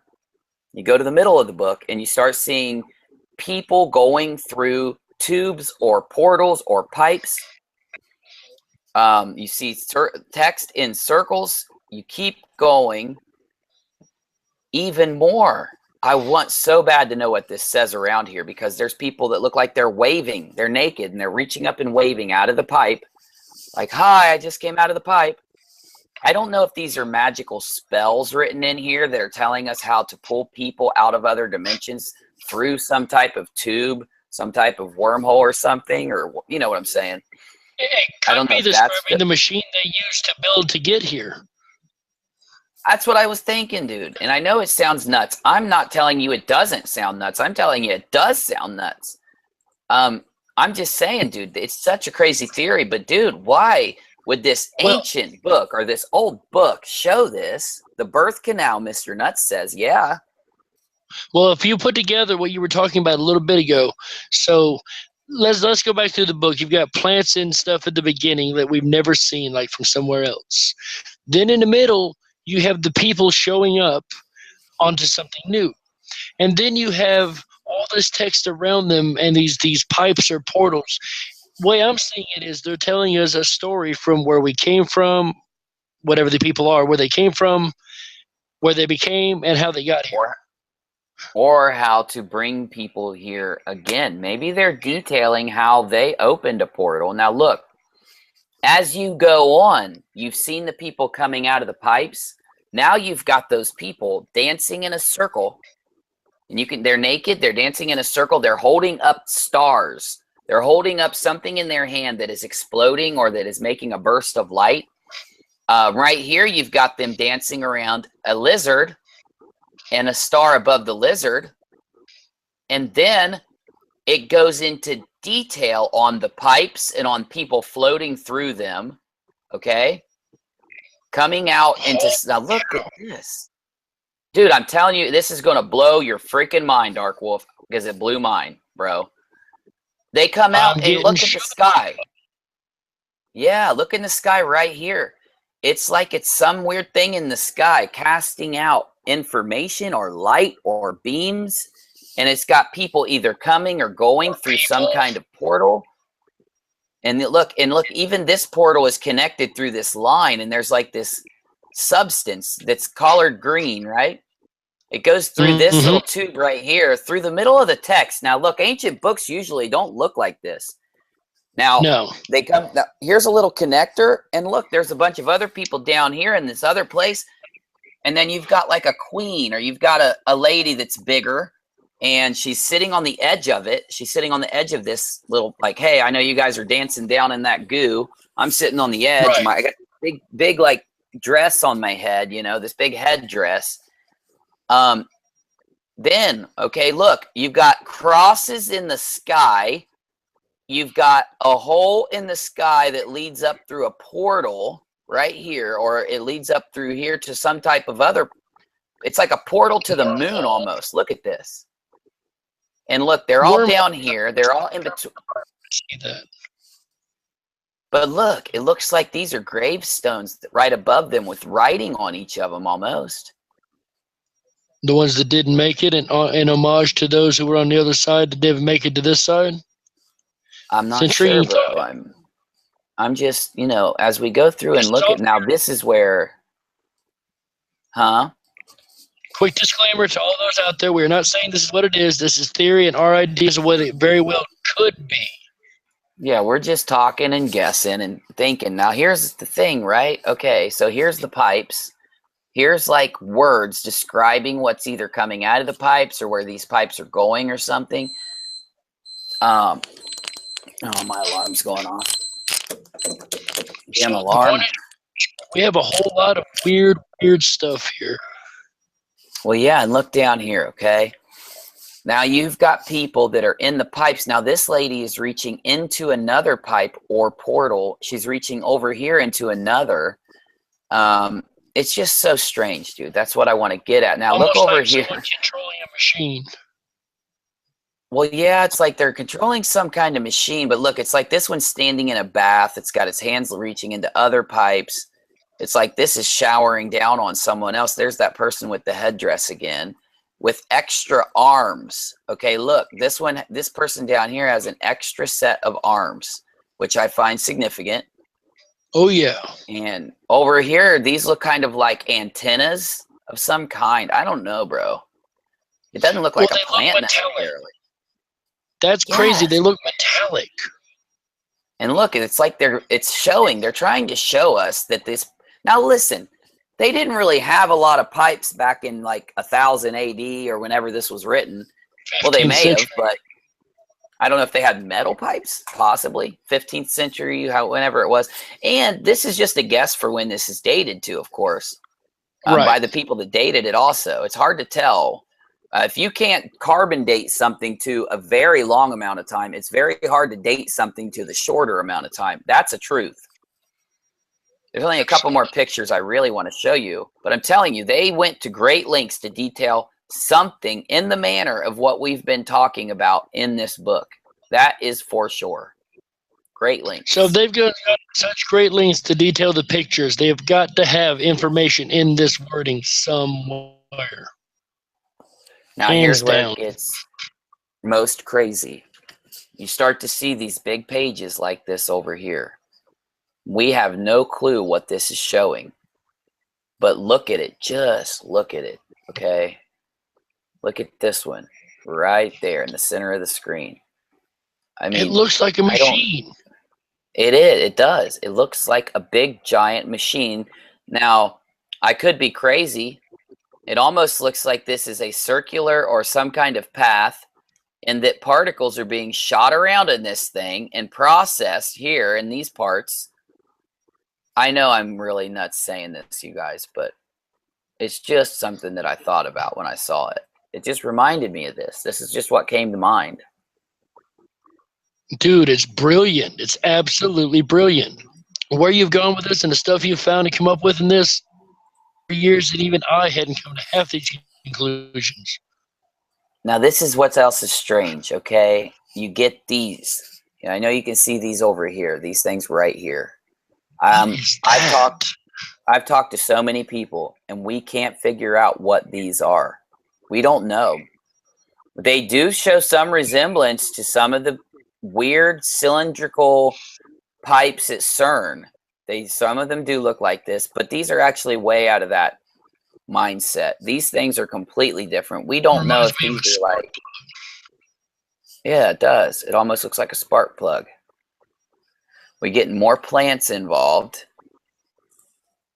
It's going to end soon. We're almost at the end. Oh, no, we're almost there. We've got more of them here. And here's where we start getting the otherworldly looking plants. And some of these even look like creatures once you start getting further. It looks like something out of the Call of Cthulhu. Right? It's like now they're telling the end of the story. Or they're filling in the end now because it's a lot of text. It looks like a bibliography at the end, or a source at the end. 209 pages. Wow. Do you know what it would have taken back then to write 209 pages? Well, compared to how much it would cost, how much work and effort, not money, work and effort it would cost to get the paper, to get the writing utensil, to get the ink, to get everything together. It wasn't easy back then. You had to make your own paper at some points, didn't you? Oh, yeah. They had to make all of it. They either had to make it or buy it. And I'm telling you, it was expensive because it was a long process. And especially to make paper the right way so that it would last and survive the test of time. Some books that we make nowadays... Go ahead. No. I made my point. All right, I was going to say, got tongue-tied there. So much effort to do that. When they're writing something down, it was important. It meant something. It did. You're right. So much effort put into that, and so much time and so much energy put into it. What you're putting on this paper is something you want to last the test of time. Or else, why would you take all that time to do it? It is too much energy and effort to be a hoax or a lie. I can't buy that part. All right. Now chill for 1 second while we modulate, streamulate, and propagate the next stream.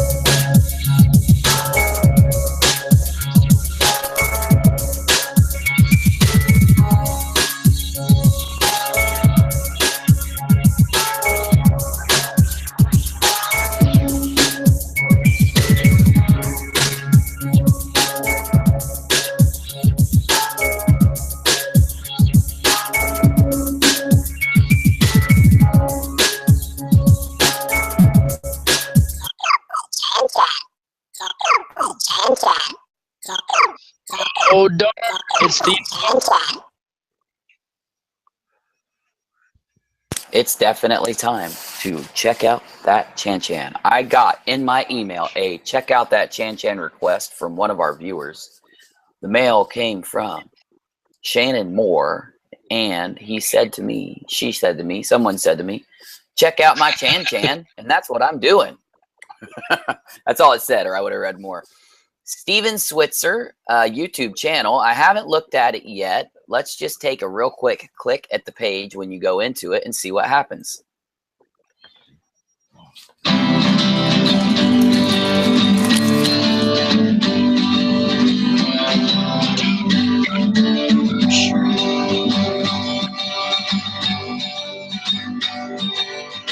All right, before they get going, I gotta say, they look like they're playing some games right here, man. There's some books and some dice, playing guitar. They got a pirate flag. I'm liking this. I'm down. 110%. I'm digging it. Going. You know it.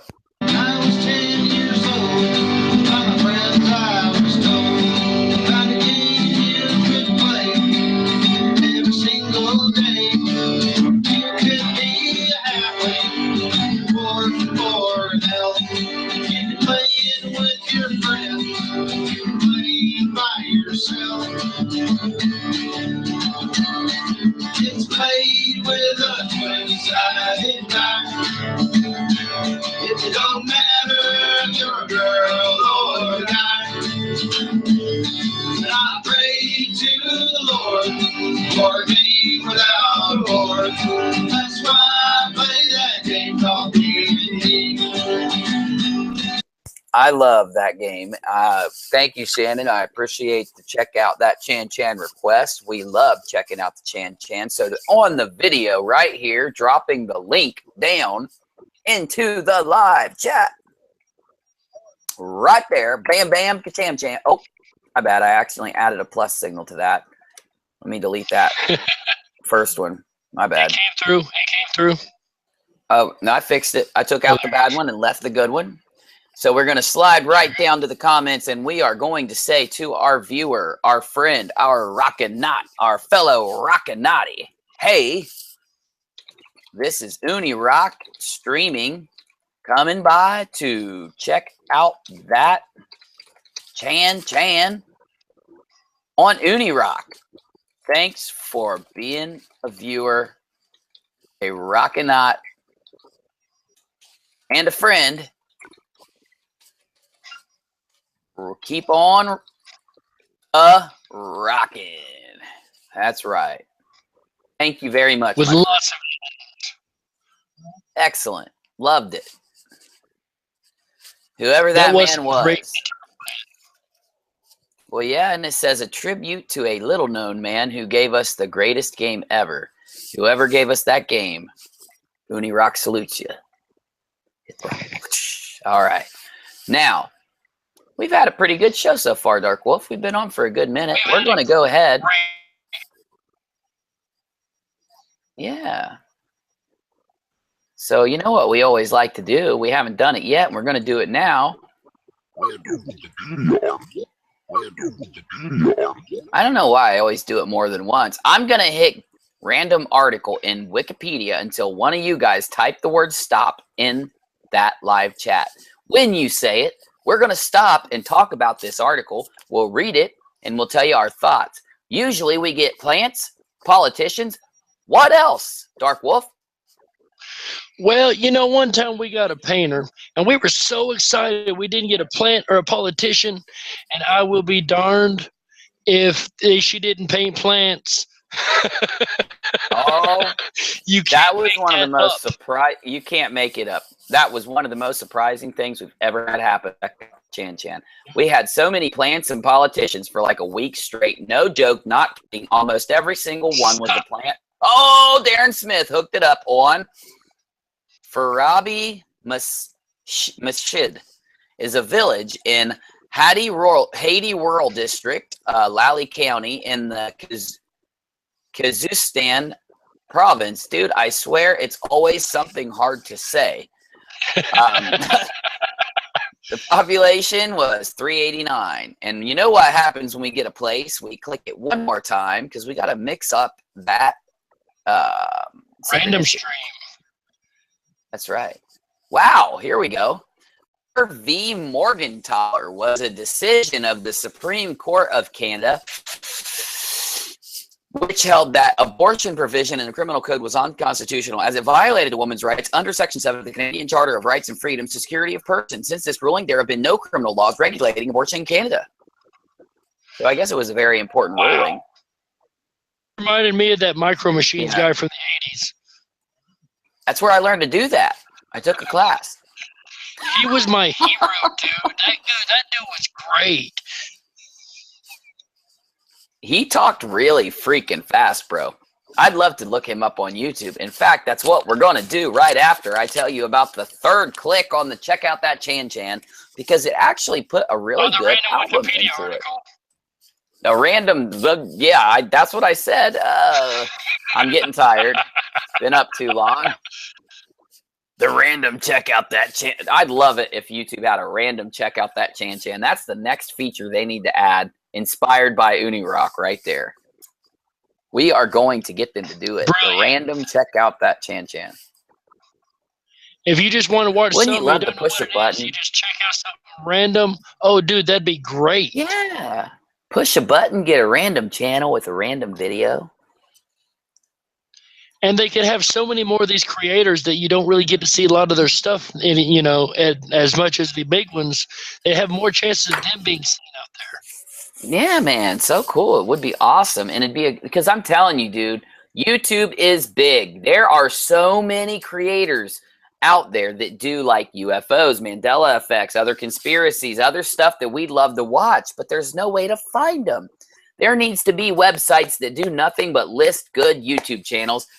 Dang it. That's right. I said dang it because I didn't want to say damn it, but I'll just go ahead and say dang it. Why don't I know of a site that lists YouTube channels where you can go list your channel? Because a lot of channels aren't active anymore.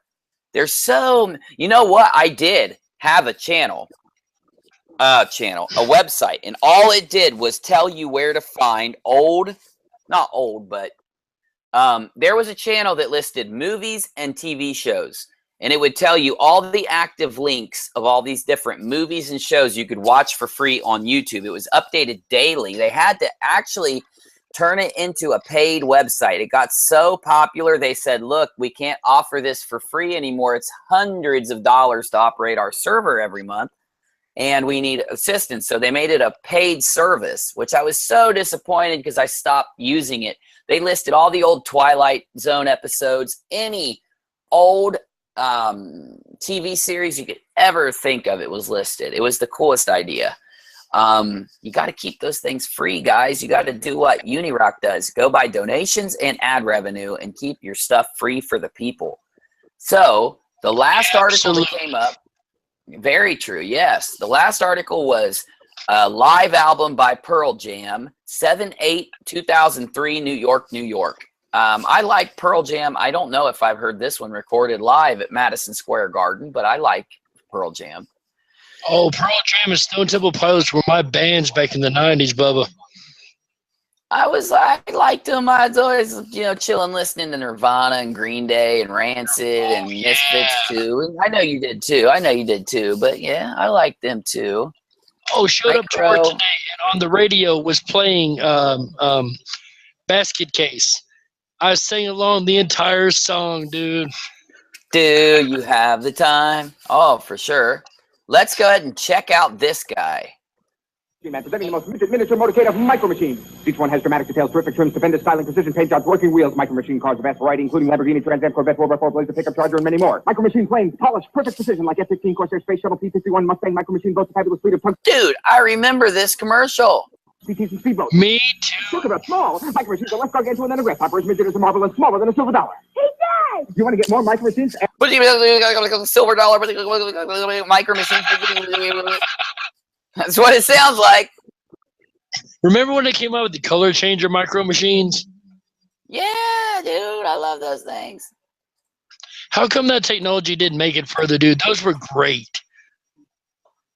Well, any micro machine that if a kid puts it in its mouth will poison the child, they usually don't last long, but it was a good concept.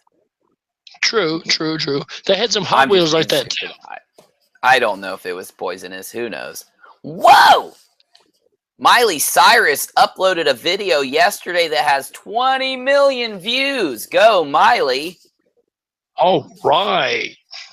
If I had Viva. that kind of success, I'd put on a live show on a stage and do lots of weird things to stuffed animals, just like Miley Cyrus does. Oh, absolutely. It's what I dream about and fantasize, being rich enough to play with stuffed animals on stage and do weird things. She does sexual things to those stuffed animals on stage. Oh, she does. I'm not lying. I've seen it. I thought I was the only one with that fetish. Wow, this is going to a dark place.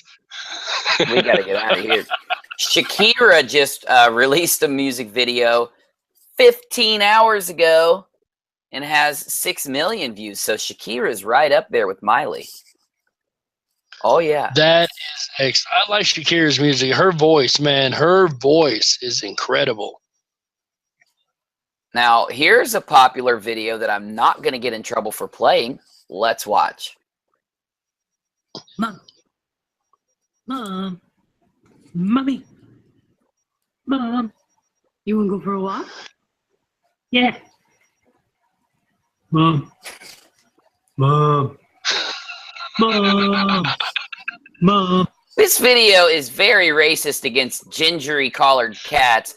Why do they have to have the deep voice? Huh? Let's keep watching. What? You hungry? You want some num-nums? Yeah. Yeah. Please subscribe. That's cute. Uh-oh. Reese Witherspoon has a new movie coming out. We're actually just looking at YouTube trends right now, the popular videos on YouTube. I'm sorry, I forgot to tell you guys. So this is what people like to watch. Neil deGrasse Tyson Maybe we explores should. the universe while eating spicy wings. Well, you know, maybe this is the kind of stuff we should do, Dark Wolf. Maybe we should just conform and put stuff out like they do and get all the views and all the money. Let me think about that real quick. No. I'm glad you said it, so I didn't have to. If this is what gets views, let them have them, guys. Let them have them. Because we're going to do our thing. We're going to do things in such a way that nobody's seen before, and that's what we bring to y'all every time we come on. So true, man. We do us. We don't worry about the views. We don't worry about all that stuff. Yeah, not too much good stuff to talk about or look at, man. It's just mindless drivel, in my opinion. Now, I'm not being mean. I'm just speaking the truth, guys. I mean, yeah. You know, there's one more thing I'd like to check out on YouTube real quick. Oh, snap. I can go back in a minute. I just closed out to No worries. Google Earth. What do you want to look at, though, so I'll remember it when we go back? Well, I'd like to look at the 1,000-degree knife challenge or experiments. 1,000-degree knife experiments? Yeah, they heat this thing up with a super torch or one of those handheld gas torch things, and then once they get it red, burning hot, they'll put it on different objects like a cell phone or a Coke can or just random objects and watch how it interacts with the heat. It's really neat. Man. Whoa. Well, we're going to take a quick look at one of Google Earth's newest creations. They've been taking a lot of time. And what they're doing is mapping the Earth in true 3D for you and me. So you can actually explore the world much more detailed than you were able to before in Google Earth 3D. Well, tell us, dude, look how where detailed we at this in the is. world right now. We are looking at the Matterhorn. We are looking at one famous mountain range right there. That is detailed as it gets, man. You can see the rocks. You can see the detail in the sides. Man, the snow. Look how close we can go. We can get in close and see a lot of good detail. I mean, look at what we can do here, guys. Let's go ahead and look down. We can even see tributaries. We can see ley lines. We can see where the rivers and water flows along these ranges. And look how detailed it was. Look how close I was. And now look when I come out. I mean, this is just one detailed system. I'm telling you. There's a lot of crazy stuff here. You know, I wonder what's at the bottom of the planet.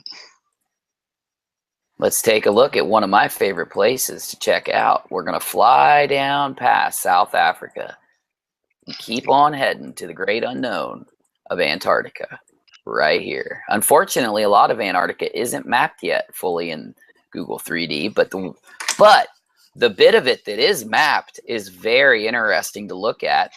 You can actually learn so much just by looking at this. So let's go ahead to the tip. This is the Bay of Deception. We've talked about this in my videos lately. If you haven't had a chance to check it out, when we're done with the stream and you want to look at a great informational video that tells a lot about Antarctica and relating conspiracies, go check out my Antarctica video. It's one of my newest ones. But yeah, man, I love this because we can just zoom right in there and you can really get a good look at what the world looks like right from your own living room or your bedroom or whatever room you like to room in. You can even sit in your pajamas and do nothing all day and look at maps if you wanted to. I wouldn't suggest it, but that's what you could do if you wanted to. They're extremely detailed. Oh yeah, I like looking at the great. I was gonna say state, but I don't think it's. Yeah, is it its own? It is its own state. We can go to Washington D.C. and really get in there, and not only that, while you're exploring, Google Earth 3D likes to bring up these informational tabs that you can click, and you can go through and see points of interest like the Smithsonian. And you can click and get more detailed information. Well, how about I really like the Smithsonian. I'm digging it. So I'm going to hit the fly to button and go ahead and head on down. And that does all the work for you. And you get to see it in glorious 3D. That's a cheap ticket right there. Most airline tickets cost quite a bit. Oh, man, this is just, you know what Google charges you, Dark Wolf? Nothing. Google charges absolutely nada. Well, yeah. One of my favorite things to do is to find famous places like the Smithsonian, and I take this little dude right here and drop it right out front. Because what you'll do is you'll go on into the street view. It's as smooth as peanut butter, or wait, it's as smooth as something smooth, the baby's bottom. Peanut butter's not that smooth. I don't know why I said that. But you can actually zoom around and look at people, and you can look in trash trucks and stuff. It's really cool. Oh, man. wow. Yeah, look, there's people. Hi, guys. Hi, guys. What do you got? Oh, hey, let me, your suit's a little wrinkled. Let's go ahead and get that out of there. Yep, it looks much better. Man, yeah, I wish I mean, it's crazy. Ready to cross the road. Yeah, dude, he is. Look at it. They're all dressed up, man. You know what, man? I think this is so cool that we get to be able to, like, you can just double click and just walk up the street. Look at this. I'm going to walk up the street, y'all. Just walking up the road, chilling. You know, I'm walking up the road. Hey. It wasn't the Google 3D, but it's the old Google Earth maps and whatnot. And I went to where I grew up for about 5 years back in Idaho.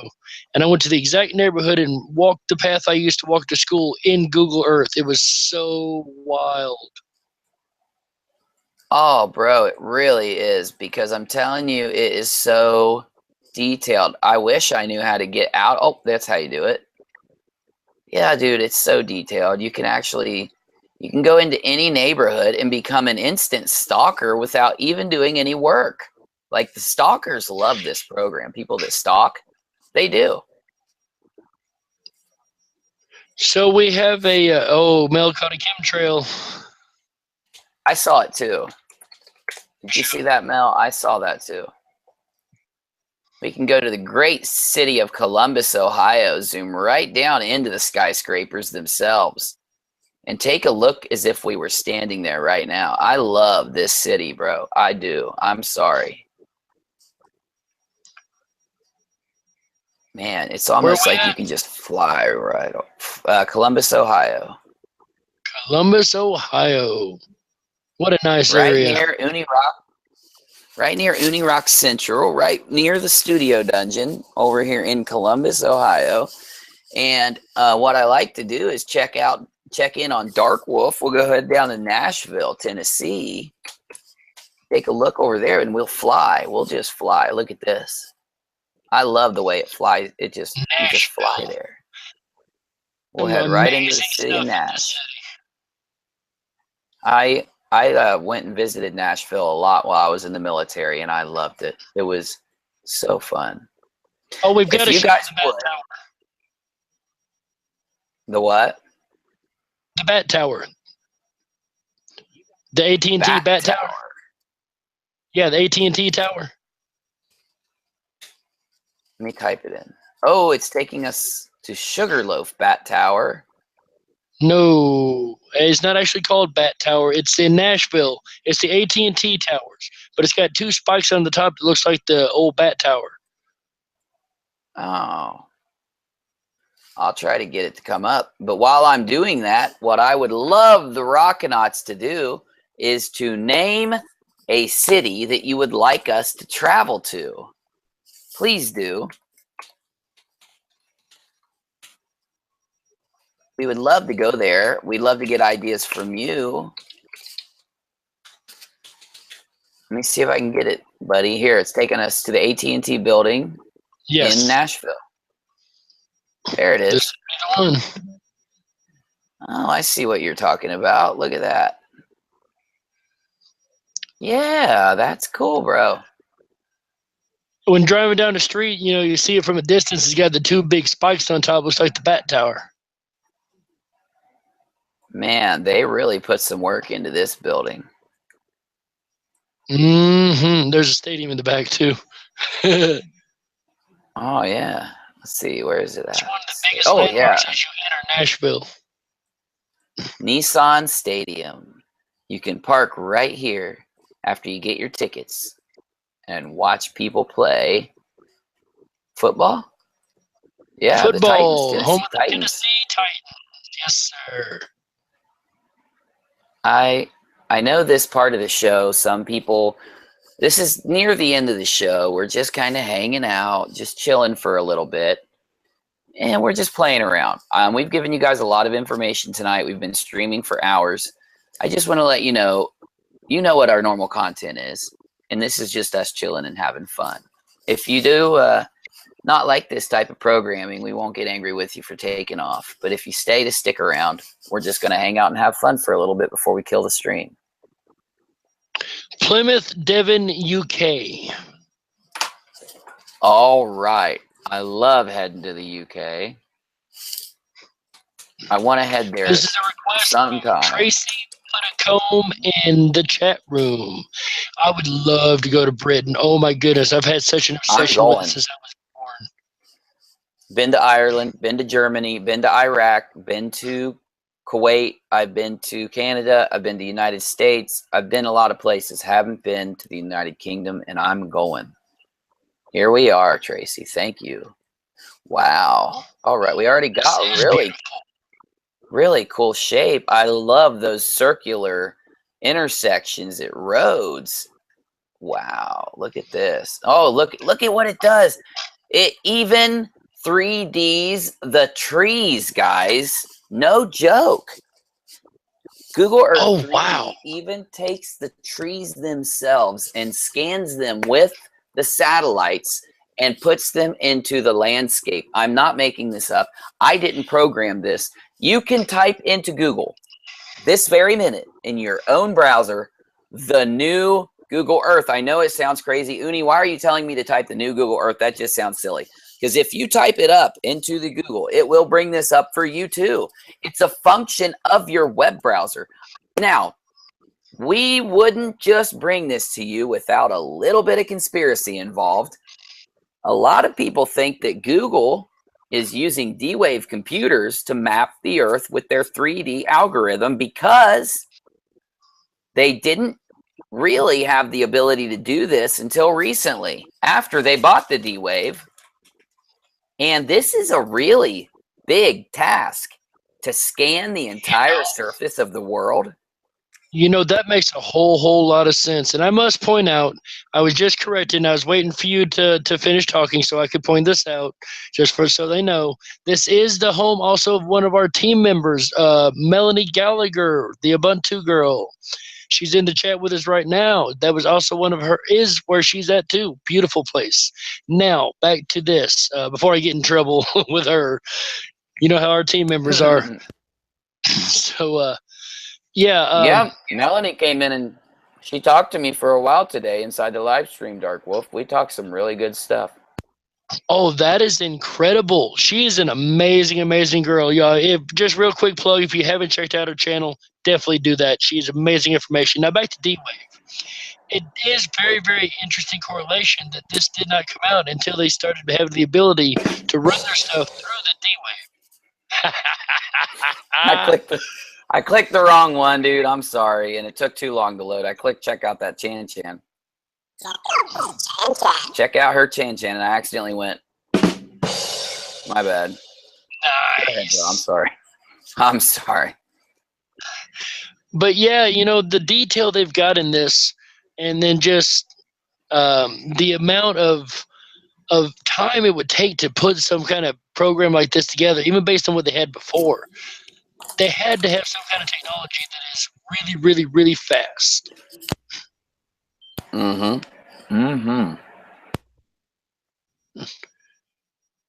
So sorry, I was really eating a cracker. Oh, no worries. I really believe you could be onto something, and the conspiracy theorists, I should say, could be onto something with the idea that, you know, now Google has D-Wave. We do need to watch out for the stuff that is coming out from them because there's no telling what they're going to be doing.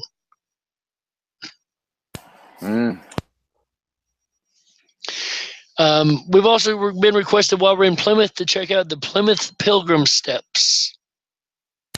And we've had multiple people requesting this, so let's check out the Pilgrim Steps and see what these look like. Our Rockinauts, man, they send us on these journeys and they don't play. Oh, for sure, bro. It sent me to the Mayflower Steps. Oh, nice. The original steps that were used to get onto the Mayflower when it sailed across the ocean. Is that what this is, guys? Really? That's cool because it links me straight to Wikipedia, where I can tell you the Mayflower Steps are close to the site in Barbican area of Plymouth, southwest England, from which the Pilgrim Fathers are believed to have finally left England aboard the Mayflower before crossing the Atlantic Ocean to settle in North America. 10 points, Dark Wolf. That's right, bro. You're up to like 60 points tonight, man. I've been keeping track. We're doing this, bro. Oh, yeah. Look at this. It's even got boats mapped in 3D. How do you do that, man? The entire Earth? This is too detailed. Even the sails are mapped. Man, this is incredible. There's a bus mapped. The cars are mapped. Oh, I love their buses. I gotta say, I love the double-decker buses. The cars, everything. Dude, everything in the picture is 3D mapped. I bet they mapped people, dude. That's scary. Dude. I wonder what they look like. You can't see their face. That looks like it's in the ground. Their D-Wave messed up a little bit. Look at that. It says no entry, and there's a bunch of cars melded into the ground. How scary. This is like an alternate dimension, bro. Dude, there's a lot of credibility to this D-Wave idea then. I mean, dude, dude, I'm serious. The more I look at this, the more I just get this weird dream state kind of feeling by looking at this, man. Look at the cars lined up. Yes. Sim City, real life. Dude, this is wow. I got, dude. I know how we can find a person that was mapped. I know I know where. New York City, Times Square. Oh well, yeah. Oh. Why did it take me to California or wherever the hell I am? You're in Vegas at the New York Casino. Here we go. We're heading to New York now, I bet. Do not endorse gambling, by the way. Well, we don't endorse gambling. We love doing it. I'm just playing. Absolutely. New York, this is like an apocalypse, bro. Look at the apocalypse. Google 3D apocalypse now, man. Look at the ground. Whoa. It looks like an atom bomb hit this place, man. Oh my God. Holy cow. This is like looking in. Are they trying to show us another? Dude, they really are, bro. I am not one to turn anything into a conspiracy, but I'm turning this into one right now. This is too much, bro. Yeah. You know, it's funny. We found about this on our second live stream. I didn't get to use it until 4th or 5th, but this is well, it's very resource consuming. I had to upgrade my internet signal a lot to be able to show this in the live stream. I know people are going to say I'm just blabbing about, you know, I'm bragging or something, but I'm being honest. And dude, the more I go through this, dude, this looks like a freaking apocalypse zone, man. I don't know if anyone's talked about this yet. I don't think so. Maybe simulating this broke the simulation. Something happened, dude, because this place is jacked up, man. This place is tore up from the floor up. To answer your question, this is the new Google Earth 3D. You type in your web browser, it is a function of your web browser. It's a function of your web browser that maps your physical world with satellites in 3 dimensions. Yeah, it looks like a map in Call of Duty. You're right, bro. Mel said it. Oh my God, that looks like the scene on new banknotes in Britain. Oh, damn. Dude, look at the top of these buildings. Look at that. Let's zoom down. Are there really lawns on top of the buildings? Bro, I don't know, but whatever it is, it's showing us something. This is insane. There. Look at, you can see the damn fans in, oh no, that's the top of an umbrella. There's some fans. That's an air conditioner. Holy cow. It shows everything, man. The detail. We're just chilling right now, guys. What would you have to do to get such detailed pictures like this of everything? They sent a new satellite up. They had to have sent a new satellite up into space that went through and scanned this stuff, dude. But bro, I mean, imagine a satellite. Just imagine the actual process of sending a signal down from a satellite. Wah, wah, wah, wah, wah, wah, wah, wah, and what it would have to do to paint the ground with some kind of signal and then receive information, shoot down terabyte after terabyte after terabyte of information to even be able to map out a small portion of New York City. And this is the entire world. The whole world. There's ground zero. In pixel detail. I mean, I can just find anything around here, whip it around, click it, hit go, and fly right to it, man. Let's type in ground zero. Ground zero. New York. Enter. And it takes us straight there. There's where Oh, the wow. towers used to. What? Why is it showing buildings like on 9/11, but we're freaking 16 years later? As It if it looks like just those happened buildings that have day. been, or like, yeah, bro.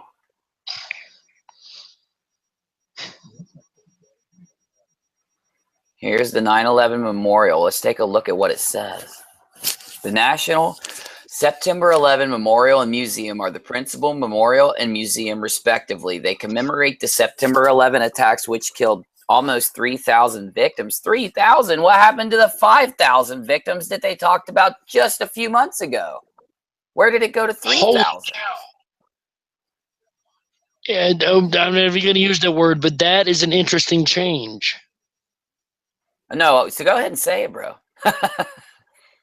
Well, Oh my if God, look. What the fuck, dude? That looks like okay, some if type that of number fucking has changed, dinosaur. we can verify the numbers changed by something we heard just a few months ago. Well, that's a Mandela effect.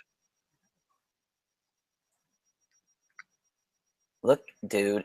Oh man, where are the people, man? Where are the people? They've got to be mapped. They had to have been scanned. If they have a fucking little tiny piece of a car, look in, you can see inside this truck's back portion, then a human being had to have been mapped, and I need to find one or I'm not going to be able to chill tonight. Why can't I find a human being anywhere inside of this place? Did they take them out?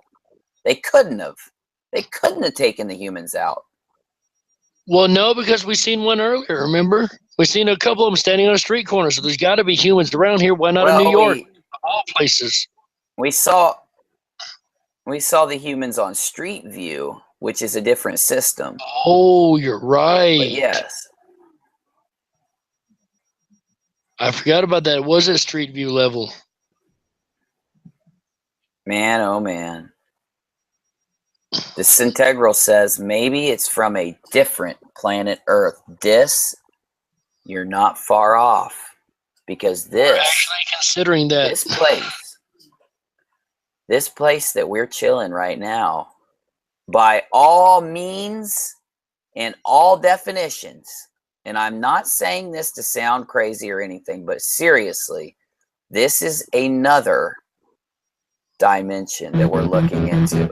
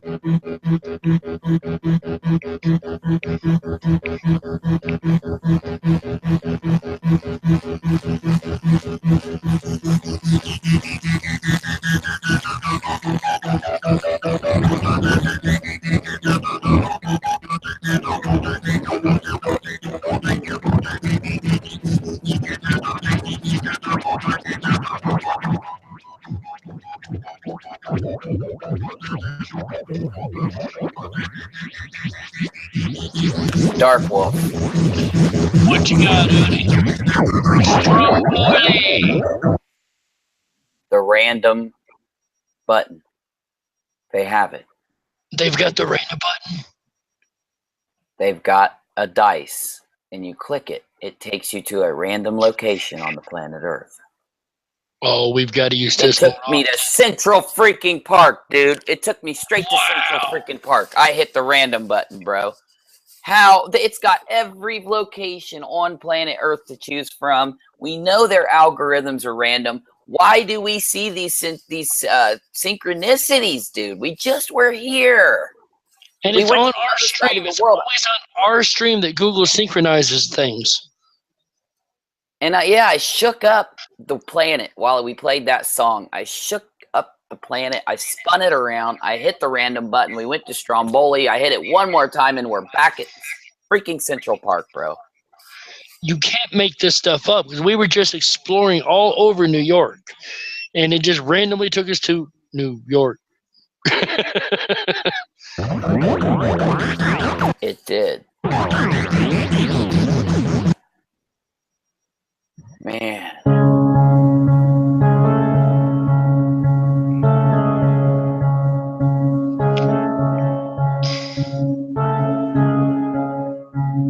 Is that the toilets? I don't know, dude. Yeah, that looks like toilets. We're in a freaking weird, strange, D-Wave scanned version of our world. Or the D-Wave output of many worlds. Then it took us to the Acropolis of Athens. Nice! From Central Park to the Acropolis. Wow, that is huge.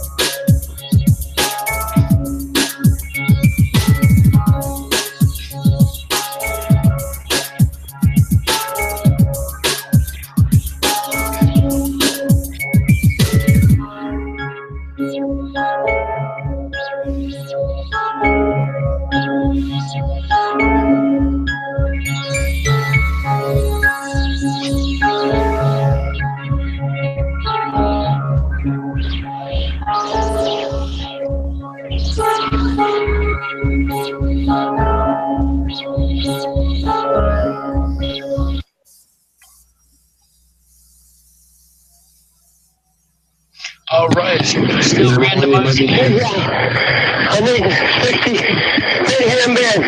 What's going on? A friend of mine just got broken into. His house just got broken into. Yeah, he got shot with a rifle. So I don't know if it's still out there or not. He got shot? Yeah, with a rifle. He's laying in the car. I don't know what to do. 60 minutes please. What's your name? Sean Patrick.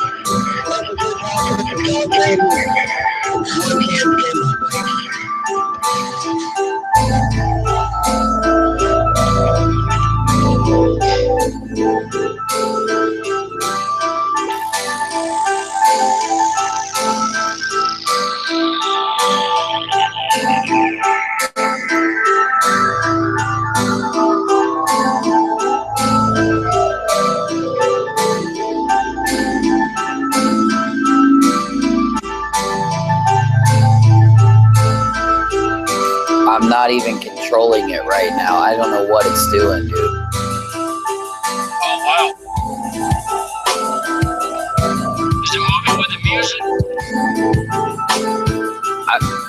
I'm not even touching it, bro.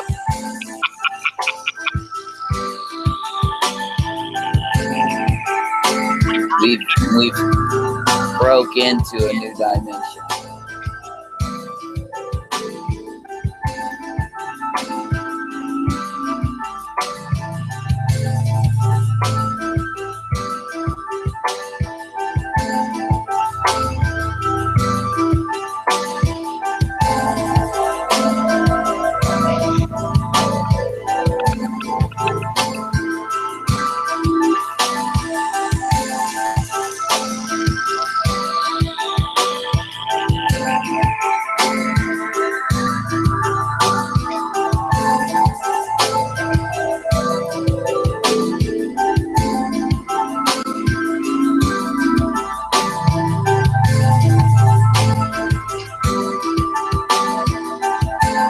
That was weird.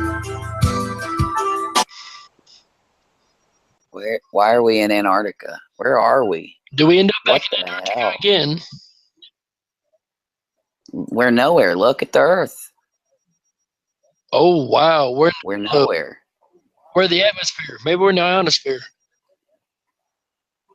We're somewhere. We're in the something sphere. There's nothing down here, man.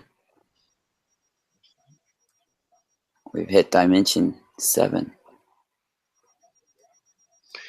We finally made it. Oh, bro. Normally I would have ended the live stream, but I'm just chilling, dude. Well, you know, we should probably do one more segment and roll it out because I'm about to have to drop off to bed myself, and I have to download and re-upload the stream and whatnot. Hell yeah, hell yeah. Yeah, I'll jump out of here soon. Let me see what else happens. We're getting a lot of waterfalls. Whoa, is that the same? No. This is the third or fourth one we've hit. We had Ikuru or Gortu Falls, something like that. Victoria Falls. Thought we hit Niagara for a second, but I was wrong. A temple. That's another temple we got.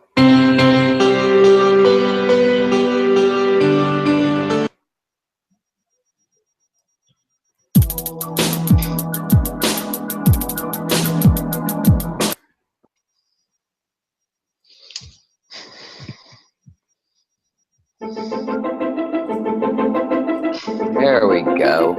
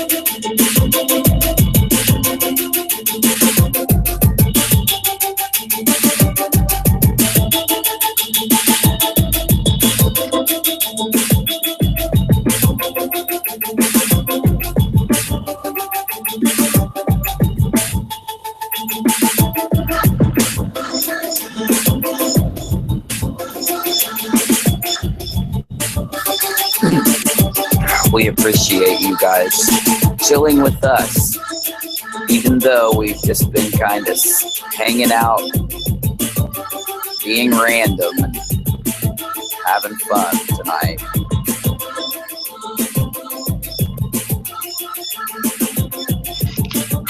Taking over UniRock. That's right, dude. I was just zoning out on the Google Earth trip. You know, we do these live shows all the time. Oh, yeah. While we got this going, I would like to send out another thank you to our Rockinats, those that have joined us and those that will be joining us later. We really, really appreciate you guys. If not for y'all, we would not and could not do this. Y'all teach us stuff. Y'all come back every night. You come back on the replays. You guys are hardcore, and we really, really appreciate it, guys. That's so true. And We have got a lot of stuff done tonight, though. We may... Oh, I finally got it. It's moving again by itself. I don't know what's up with this thing. Dude, third phase of Moon on like our second live stream came in here and told us to look at this program. I didn't know why they were telling us because it's hard to find detail in here. But I'm starting to see the clues that they left us in this thing. Melanie I'm not trying to... also mentioned that we were talking about this earlier. I said the scene looks like the new banknotes. I was wrong. It was the American banknotes. And apparently the destructionary, crazy, weird New York City scene that we just seen is kind of reminiscent of the new banknotes coming out in America.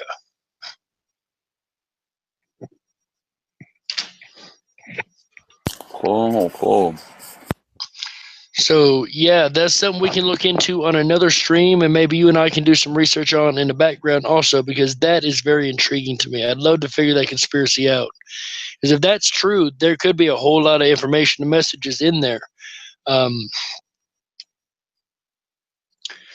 we're flying all over the world. You can't get an airplane to go this fast. You couldn't explore half the world in an airplane like this, guys. Thank you, Google.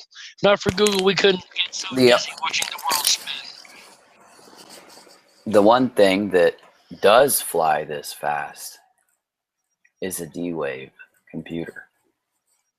That's very true. You know, I'm really curious about the idea that was presented earlier that, well, I think I presented actually, that we're looking at the amalgamy of many different dimensions kind of thrown together in one program.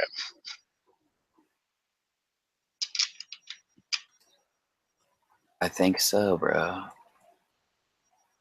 Whoa, what is going on with this thing, man? Dr. Congo. Oh, Democratic Republic. Okay. Dr. Congo. Dr. Congo, please. Dr. Congo, to emergency room, please. Whoa! Where'd we go? Ohio. It is a Midwestern U.S. state stretching from the Ohio River and Appalachian Mountains to the south to Lake Erie in the north. That's very right. At least that's what the little picture on the screen said. I can read. Yay!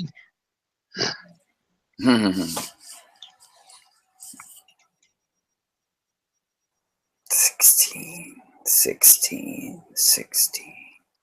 No locked doors, man. 16. What about 16, man? I'm sorry. UniRockers, I'm sorry we went on this random little trip we've been on for a little bit. I don't like doing things randomly in a stream or boring you guys, but I don't know why I can't push that button to end this out. I don't want to end tonight. I don't want tonight to end. So what I'm going to do, I'm going to jump off here for a little while, and I will go ahead and say that I'll be back to live stream very soon. I want to do another live stream later today. So, because we had some good stuff to happen in the live streams today. That is excellent. I hope y'all look forward to that. I wish I could be there, honestly, but I've got to get some kind of, reminiscence or sleep at some point. At least 2 or 3 hours, if nothing else. But I hope everybody does enjoy the live stream later, because I know myself that it will be amazing. And, dude, when you get off tonight, no worries. We'll be chilling, waiting on you. Oh, we have an early show night tonight, remember. Oh, what time do you get off tonight? 11 your time. Holy shit. Perfect, bro. Damn. Nice. Well, Rockinati, you heard So it. the Saturday Night Live. We're going to get a little bit of rest. The Saturday Night Live dive will initiate a little earlier than usual, which is good. Damn, look at that mountain in the middle. Is that a mountain or a volcano? This is like the Hawaii of Japan, man. Mount Nishi mountain peak. That's either a crater on top of a damn mountain or a volcano right there, bro. Look at that. That's definitely got to be a volcano. Let's take a look real quick before. Oh, wow. Oh, so pretty.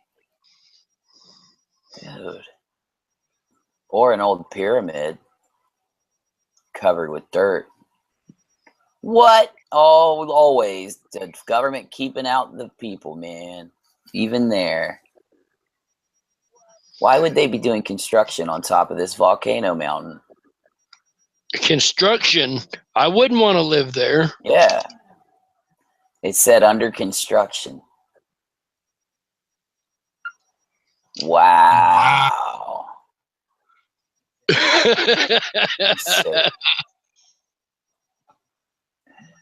So cool, man. Look at the landscape, dude. That is gorgeous. All right, you guys. I'm sorry. I just keep on keeping you guys. Dude, our viewership goes up, though. We keep getting more viewers. So I'm like, I don't want to end the stream. We have people watching, man. Wow, we did go back up. We were down to 7 a little bit ago. I'm telling you, bro. We were down to 17, I think. No, we were down to 7 a little bit ago. I looked. We jumped back up to 19 now. Oh, yeah. You got to come in. Told you, bro. Look at the crazy stuff we get.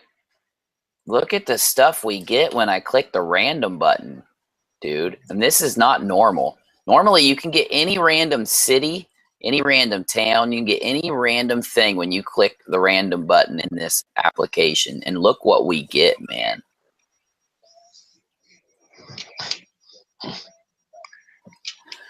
All right, guys. I always,